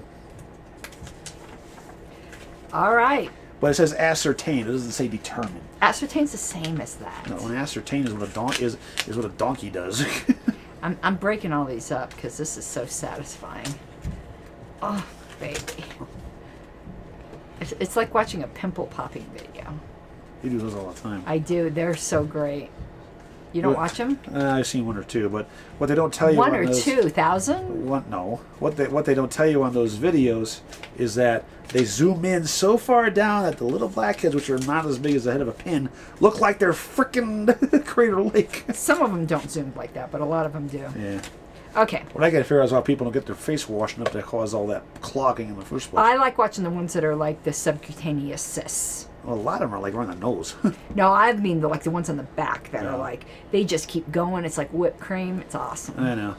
You need to get that cyst off the back of Skippy's head. Oh, are we, who's saying who? I'm saying, Oh. yeah. You're busy tearing them up and cheating while I'm waiting for you to hand them to me. I've got a pilar cyst on my head right here. Pilar cyst? Yeah, it's what is on your scalp. Oh. I've watched a lot that I know the diagnoses. I had one on my chin once, but it just I gotta be able to get it out. I'm gonna heal up normally, but yeah, you gotta get that one off the back of Skippy's head. He's old. I don't really want to put him through that. I thought it was a tick at first because it's like shaped like one, but it's not. No, it's a cyst. Okay. Oh God, you should get this one. Yeah, famous last words. No, you'll get this one. Famous last words. A trial by a society. Oh, fuck you. I told you you're gonna get this one right. A, can legally establish the guilt of the accused. No. B, can permit hearsay evidence. I don't know about that. I would think C, so. cannot make members testify against the accused. They can't make people testify. D, cannot permit an accused member to resign before the trial. That's wrong, so it's B. It is B. Yeah. Can permit hearsay, yes. Yeah. I didn't know if that's true. It's just process of elimination. Yeah. It's not okay. It's not that I know anything by experience of a trial. That's why I said you're going to get this one. I know a lot about not experiencing a trial. Fuckers. Unwarranted attacks my ass. Yeah, it says they can't make members testify against the accused. Well, you would think that would be a good part of due process. Refusal to testify. Well, yeah, you can't make a member testify. So. Against them, yeah. Right. And permitting hearsay? Yeah, because it's not a legal proceeding. Yeah, I would consider that to be a problem. Because anybody can make shit up then. They can. Well, hearsay isn't about making shit up. You can claim to be an eyewitness to something and making shit up. Yeah, but hearsay is that I heard somebody else say this about them. Yeah. When they weren't present. But that isn't more susceptible to making things up. It is susceptible to misinterpretation. You know, that you don't get to hear the original person's interpretation. But if you're going to make something up, you can make something up for in saying you saw something, and you would be considered an eyewitness. You can expel a member for not testifying. I disagree with that completely. I don't think you can. I don't think you can that's either. valid cause. No, it's not, because if a member has the right to speak under the rules in a meeting, They have a right not to speak. Bingo. They cannot be compelled to testify. Yes, Dave, a lesser charge can be preferred. Yeah. See, I would argue that C is correct because, no, you cannot compel them to testify Right. against the accused. You can't. They're saying B is the right answer. Right, B which is the right answer. That it can permit hearsay evidence. It can. They can permit hearsay evidence. But then again, they're saying that a trial cannot make members testify against. Right, they can't. But they're saying B is the correct answer, but C is also a correct answer, is what I'm saying. Oh, let me see. Yeah. Well, I got it right, so I'm You got it right, but you see what I'm saying? I'm saying there's more than one correct answer there. I don't think they should allow hearsay. I think that's a good way. That's just interesting. I don't think they should allow hearsay. I really don't. I don't have a problem with it because the burden of proof in the trial is not a criminal standard. No, it's preponderance. But it should be. It's preponderance and not beyond a reasonable doubt. I think it should be because we're talking disciplinary stuff, not a tort liability here. Do we want to look that up about the making people testify? Actually, yeah, I think I do. Because I misheard that selection, Section or six- I would have been vacillating between B and C. I misheard it. Section 63, not 61, 63, which is about steps in a fair disciplinary process. I wouldn't know anything about that. No. Rights of the society and the accused. Okay, here we Where? go. 655, right at the beginning of section 63. Investigation and trial. Okay. It's like right in here, and it is the third second line of the third paragraph. Ordinarily, right by your thumb. Yeah. Okay. Ordinarily, it is impossible for society to obtain legal proof of the Right. facts in disciplinary cases. To get the truth under the contents of the trial, hearsay evidence has to be admissible, and judgment as to best interest of society may have to be based on it. Witnesses are not sworn. The person with first-hand knowledge may be non-members, blah, blah, blah. The will will decline to testify. Oh, it says a member can be required to testify on pain of expulsion. That is shitty. That is just fucking wrong. That's never going to happen in a libertarian. That's just wrong. Well, I would say due process would never be denied in a libertarian society, but I guess I don't know what I'm talking about. No, I mean, the reason I say this is wrong is that they're compulsing a member to violate... Compulsing? Compulsing, yes. Compelling, whatever you want to call it, yes. They're compelling a member to do something they don't want to do. Stop your compulsion. I'm having a compulsion. That's a convulsion. They're basically that's violating the member's rights. That is a blatant violation of members' rights right there. They're compulsing somebody. You cannot sit here and require somebody to speak. I'm sorry, you can't. That is fucking wrong. Motion to compulse. You have no compulsion.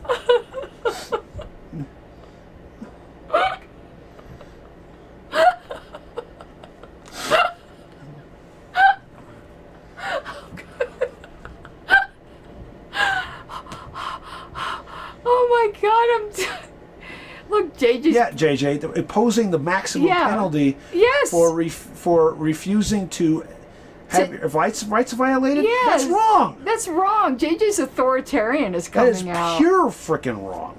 That JJ, you're never gonna have that fly with And libertarians. to get the idea that hearsay has to be admissible, no, because No, I disagree with you there. Hearsay, they can make whatever the fuck up they want. I told you it's that hearsay has nothing to do with making stuff up. But they can use it to do so.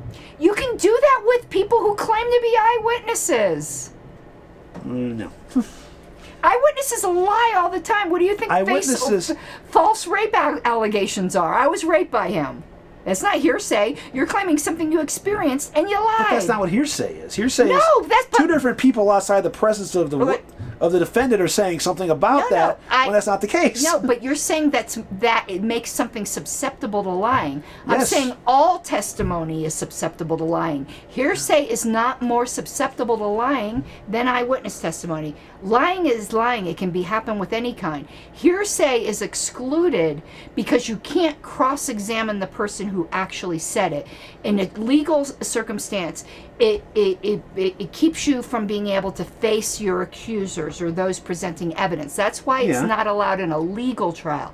This isn't a legal trial.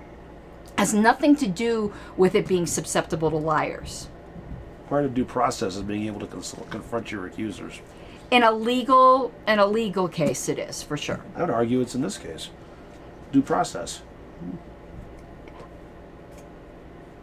I don't really have much of a problem with hearsay, but I do think that there should be some kind of instruction about the relative weight to assign it. But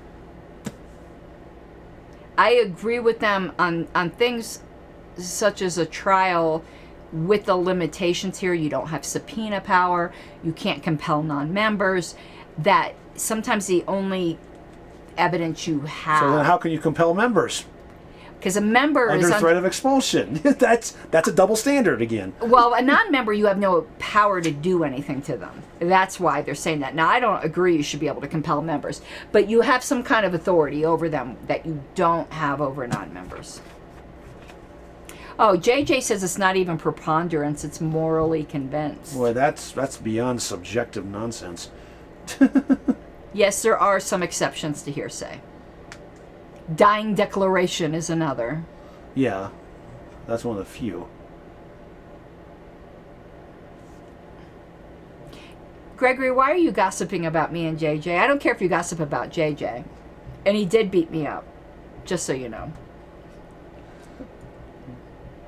Even though he doesn't exist in Philadelphia. But see, he also illustrates my point. So, that's part of the reason why I think that Roberts' definition of discipline needs to be a little better warmed up, because that's just horse crap. Okay, but words are violence, JJ, in the new LP. I thought we fixed that. No, we did. Okay, in last year's LP, words are violence, so you literally assaulted me, you bastard. In that case, I was freaking gang raped by the members of the LPCO. Mm-hmm. Well, not just LPCO. And you were gang raped by members of the LNC. Yeah, well, remember that Pornhub thing? Pornhub thing. Pink-haired MILF gets fucked by the party. Oh, yeah.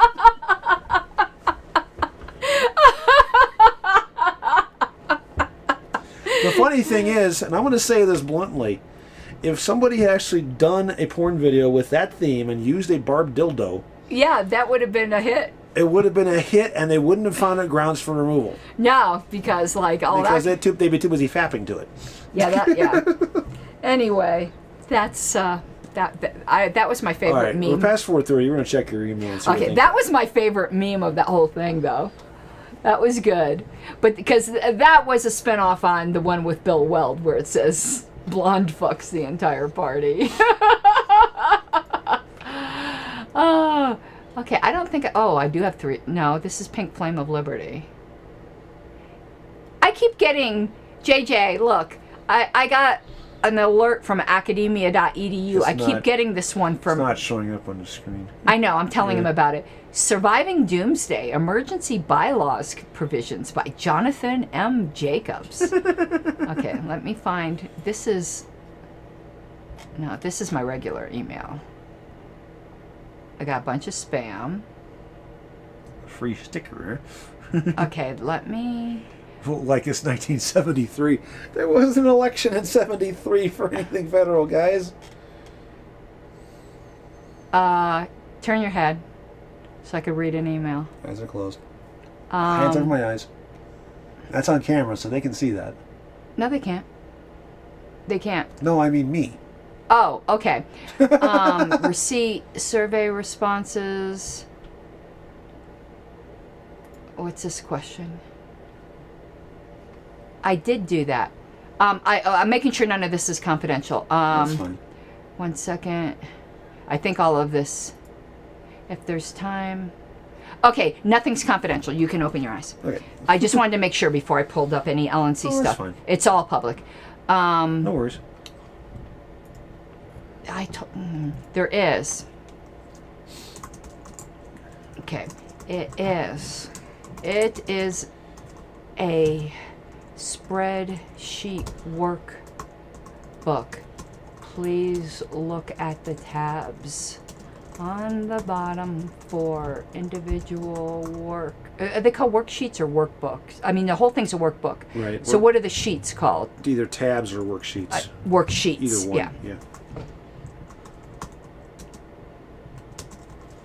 They are broken down by membership status.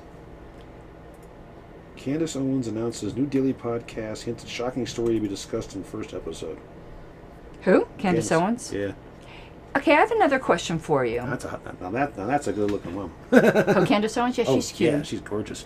I have another question for you. Yes. I don't like her opinions, by the way. I don't enjoy her as a talk show person. I think she's really condescending, but she is a cutie pie. She's also very smart. She's very smart, Yeah. and she's a cutie pie.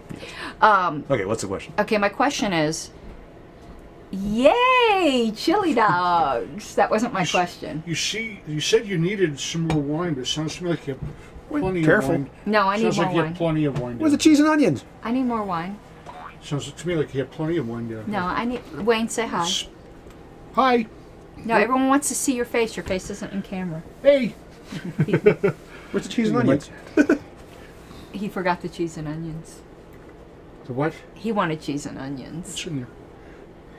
It's melted in there?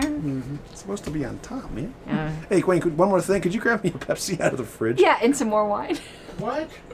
We'll tip you. Lord. Gotta earn your keep around here, man. What do you want out of the fridge? He wants a Pepsi. Pepsi? Do we have Pepsi? There's one in there Yeah. on the door. So there are some things I need to do. Some members sent receipts. So listen to what happened with this New Mexico survey. Thank you, sir. The only survey responses that are being counted are people who are current national members or state members. Okay. But the membership dues go through Razor's Edge, Okay. not the CRM. Okay. Yeah, they have to sync Razor's Edge with the CRM. Right. I mentioned earlier. They only do that about once a month. So a bunch of people I show as not being members are sending me receipts showing they are because Razor's Edge hasn't synced the data. So because things haven't been totally staggered up, or synced up, excuse me, they've got a mismatch on the data and it's causing trouble. Yep. So originally I started out with like 12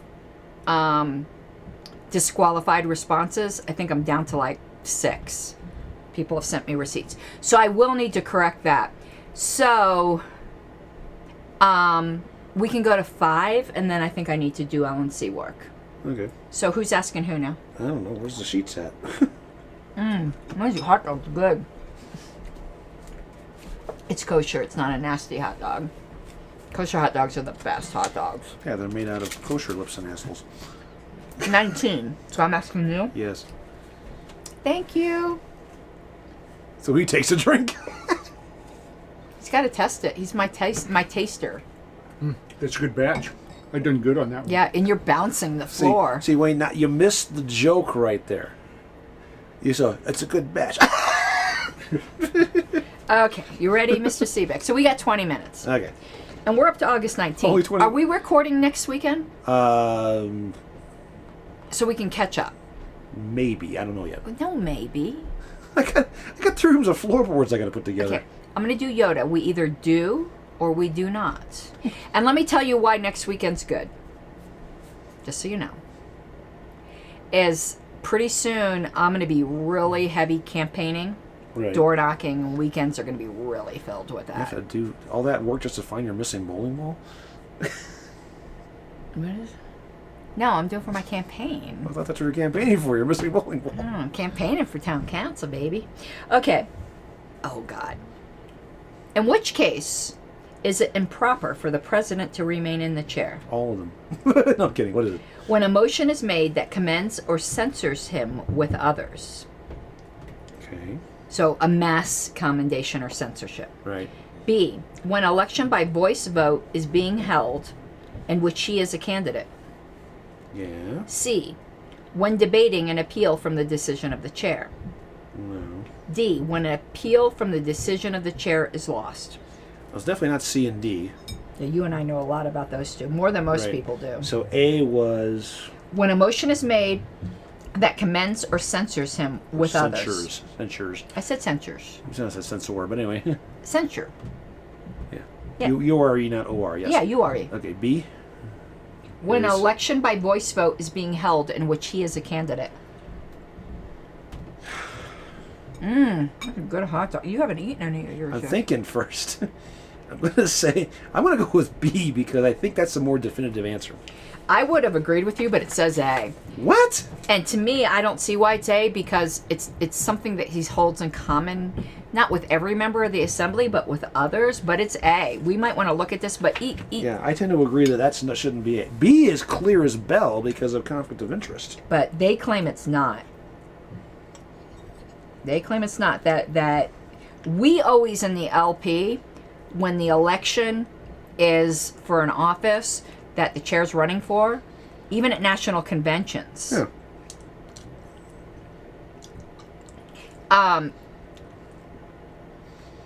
Gregory, it wasn't to censure the whole LNC. Ken Molman heard that motion, and it was to censure everyone who voted for my removal. Ken did not vote for my removal. He abstained. So there was no issue with him Yeah. even taking that motion. He abstained from that, so there was Yeah. no conflict of interest, sir. According to this, if it was Whitney, she would have had to have relinquished the chair for that To motion. which I agree. See, the problem here is that to me, both A and B are right answers. But they're saying A. I think A and B are both prudent answers. Well, definitely prudent. But I would argue that having the gavel in an election vote where you have the authority by as a voice vote here, it says Yeah, and that's really a judgment call. that's a If judgment you call find- for which they're running a candidate. That's a conflict by definition. If you find the page, I'll read it so you can start eating. 451 under officers. And let's see here. Oh, on the LNC list. Nobody ever suggested censuring everyone. I thought Josh might have. No, maybe he did. I think he said almost everyone.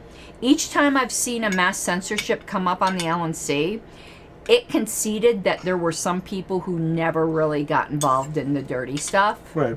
So I think it was always worded as almost everyone else here should be censored. And I think I know Joshua moved to censure Richard Yeah. at some point.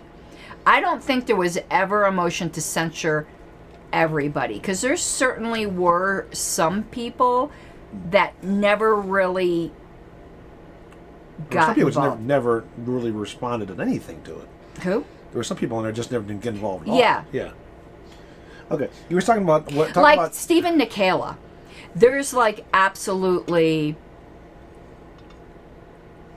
B is a specific duty of the chair. not when the chair's running for the election. It's not. Okay, what section? So you can eat. You mentioned something about the centering a common. Well, they quote it right there. It's right Yeah. here. This being in this paragraph. But right does here. it talk about elections here?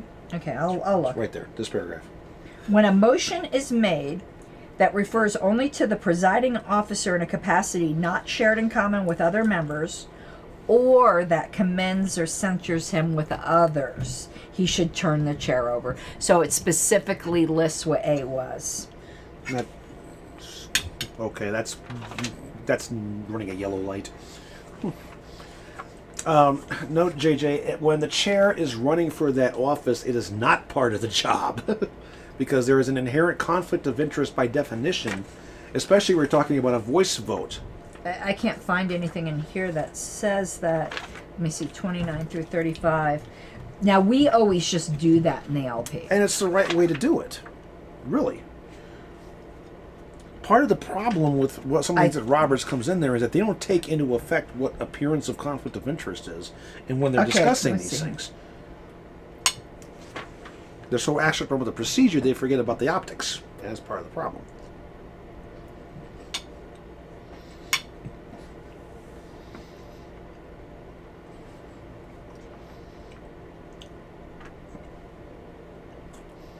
It seems to here say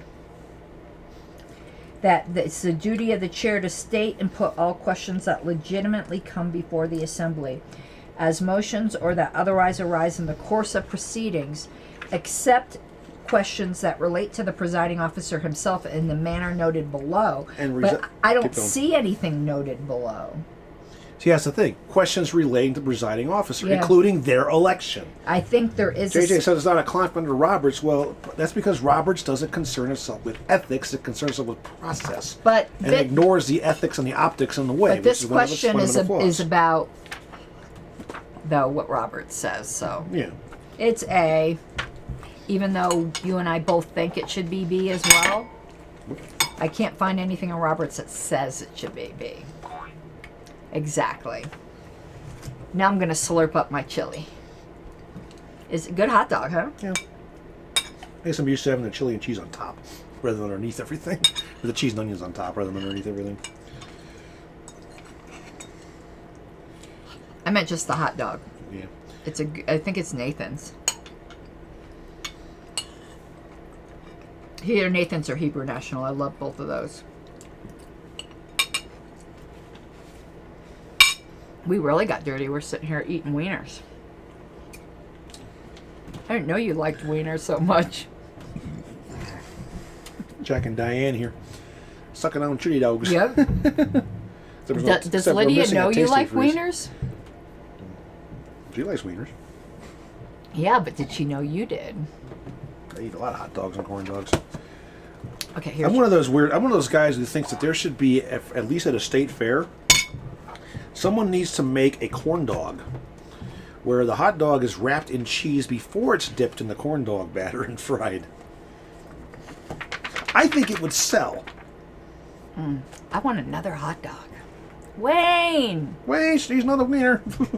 Wayne, I need another wiener. If a bylaw is ambiguous, It should be amended as soon as practicable. agreed, completely. However, ... here's the options. Okay. Its meaning should be decided by A, presiding officer, B, the parliamentarian, C, the board of directors, or D, the membership. That is very strange because it's initially decided by the chair and then the membership can appeal.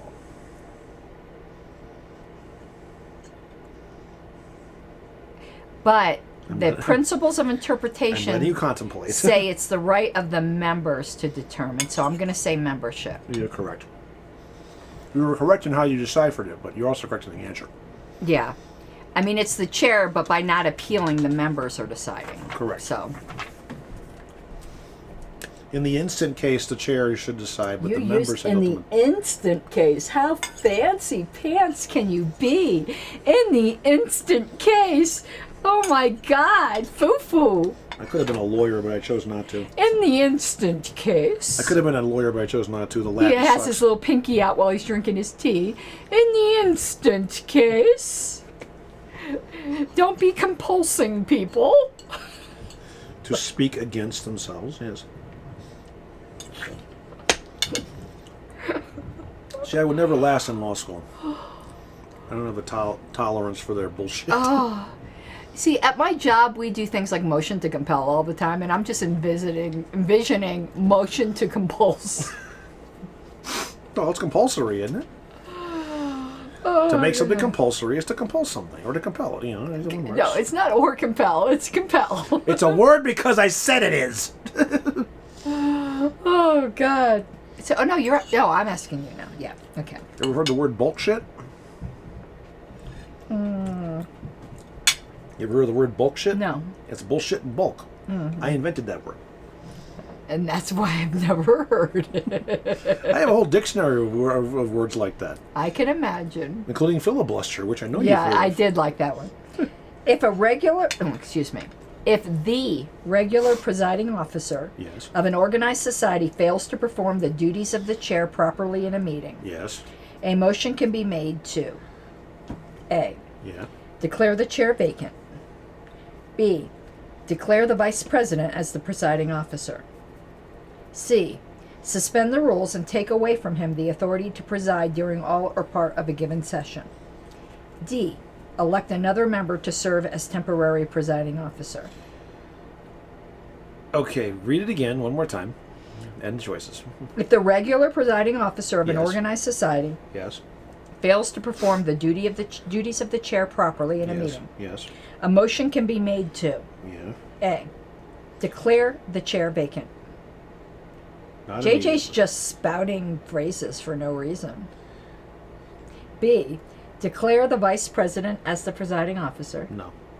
C. Suspend the rules and take away from him the authority to preside during all or part of a given session. D. Elect another member to serve as temporary presiding officer.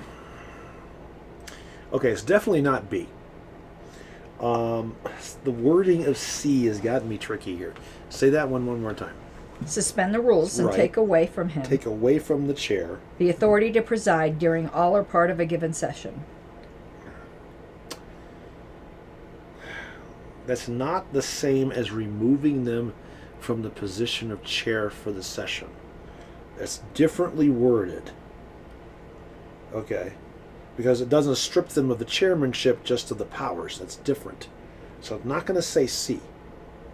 So A was moved to declare the chair vacant, right? Yes. And D was to... Elect another member to serve as temporary presiding officer. You have to do A before you do D, so I'm going to say A.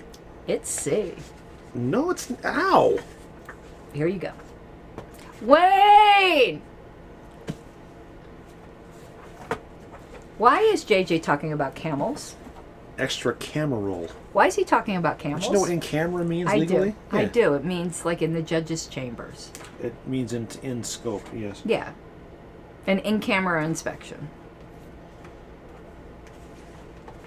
Let's Guess look. what is? See, he's trying to tell you.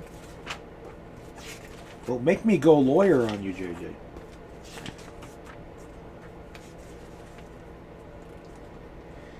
Okay. If a chair fails to act in accordance with the Assembly's decision on appeal or a point of order submitted to vote, or otherwise culpably fails to perform the duties of the chair properly in a meeting, the Assembly may employ measures temporarily to replace the chair with another presiding officer expected to act in accordance with the will of the Assembly. Replace the chair. That's on 651. If the offending occupant of the chair is an appointed or elected chair pro tem, a motion can be made to declare the chair vacant and proceed to elect a new chairman. Okay. Such a motion is a question of privilege affecting the assembly, and it's an main motion requiring majority vote, blah, blah. If the chair is not appointed or elected chairman pro tem, a motion to declare chair vacant is not in order. Okay, fair. I can understand why you'd say that. However, a motion may be made to suspend the rules so as to take away from the authority to preside during all or part of a given session.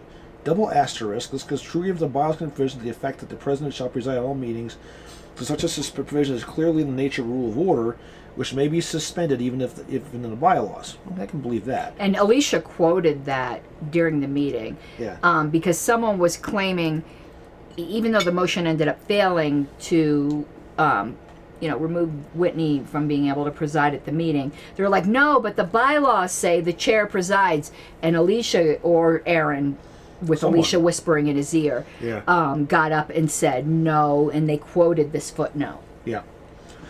However, here's the problem, okay? This section specifically says, take away the authority to preside.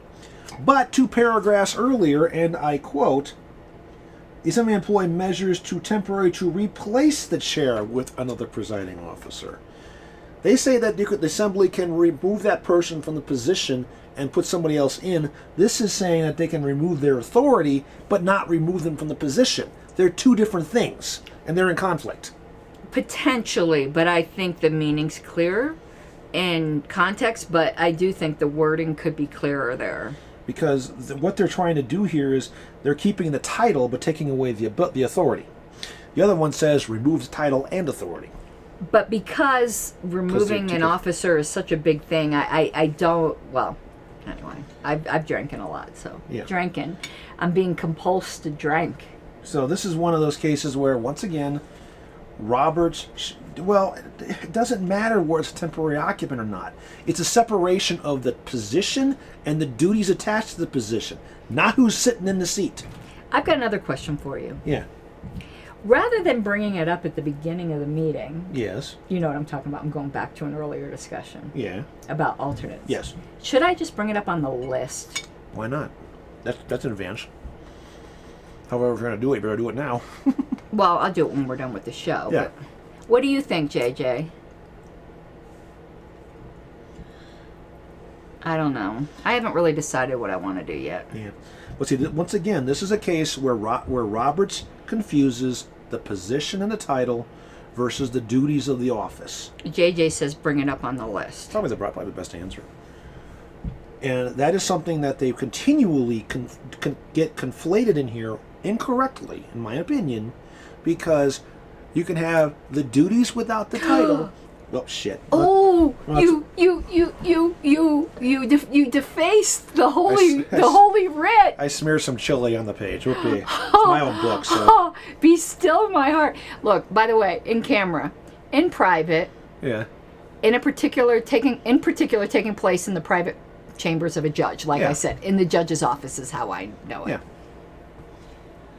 But the big thing is the title and the duties, while they can be connected, they're not always, because the duties can be assumed by someone without the title, and the person without the title can have the duties taken away. They're not always joined together at the hip. Removing the person from the title does remove the duties from that person with it. But what they're talking about here is removing the duties without the title. They're still the presiding officer, they just can't do anything. So then they're just basically, that handicaps the entire operation. Because you still got to be able to run the darn meeting. Again, this is what happens when you guys don't think process and you from a systems engineering perspective. Look, NP44 Retroactivity by Jonathan M. Jacobs. Why am I getting all your shit spamming my email, dude? JJ, here's a little tip. Everybody occupies the chairs temporary. Oh. It's just a matter of when they're elected or not, or removed or not. Or, yeah, not elected. Right. Exactly. Or as we said the statement in baseball a long time ago, aren't all managers interim? Yes, they are, because they eventually will get fired. Well, we're on Or they'll 5. die. I think we're on 5, and we ended in a... No, I ended one ahead. I thought we were in a dead heat. But here we go. So what are you at? You're at 10 more, so you got 67. Yeah. I'll let you do yours. And I'm at what? 69. Ooh, baby, baby. Baby, baby.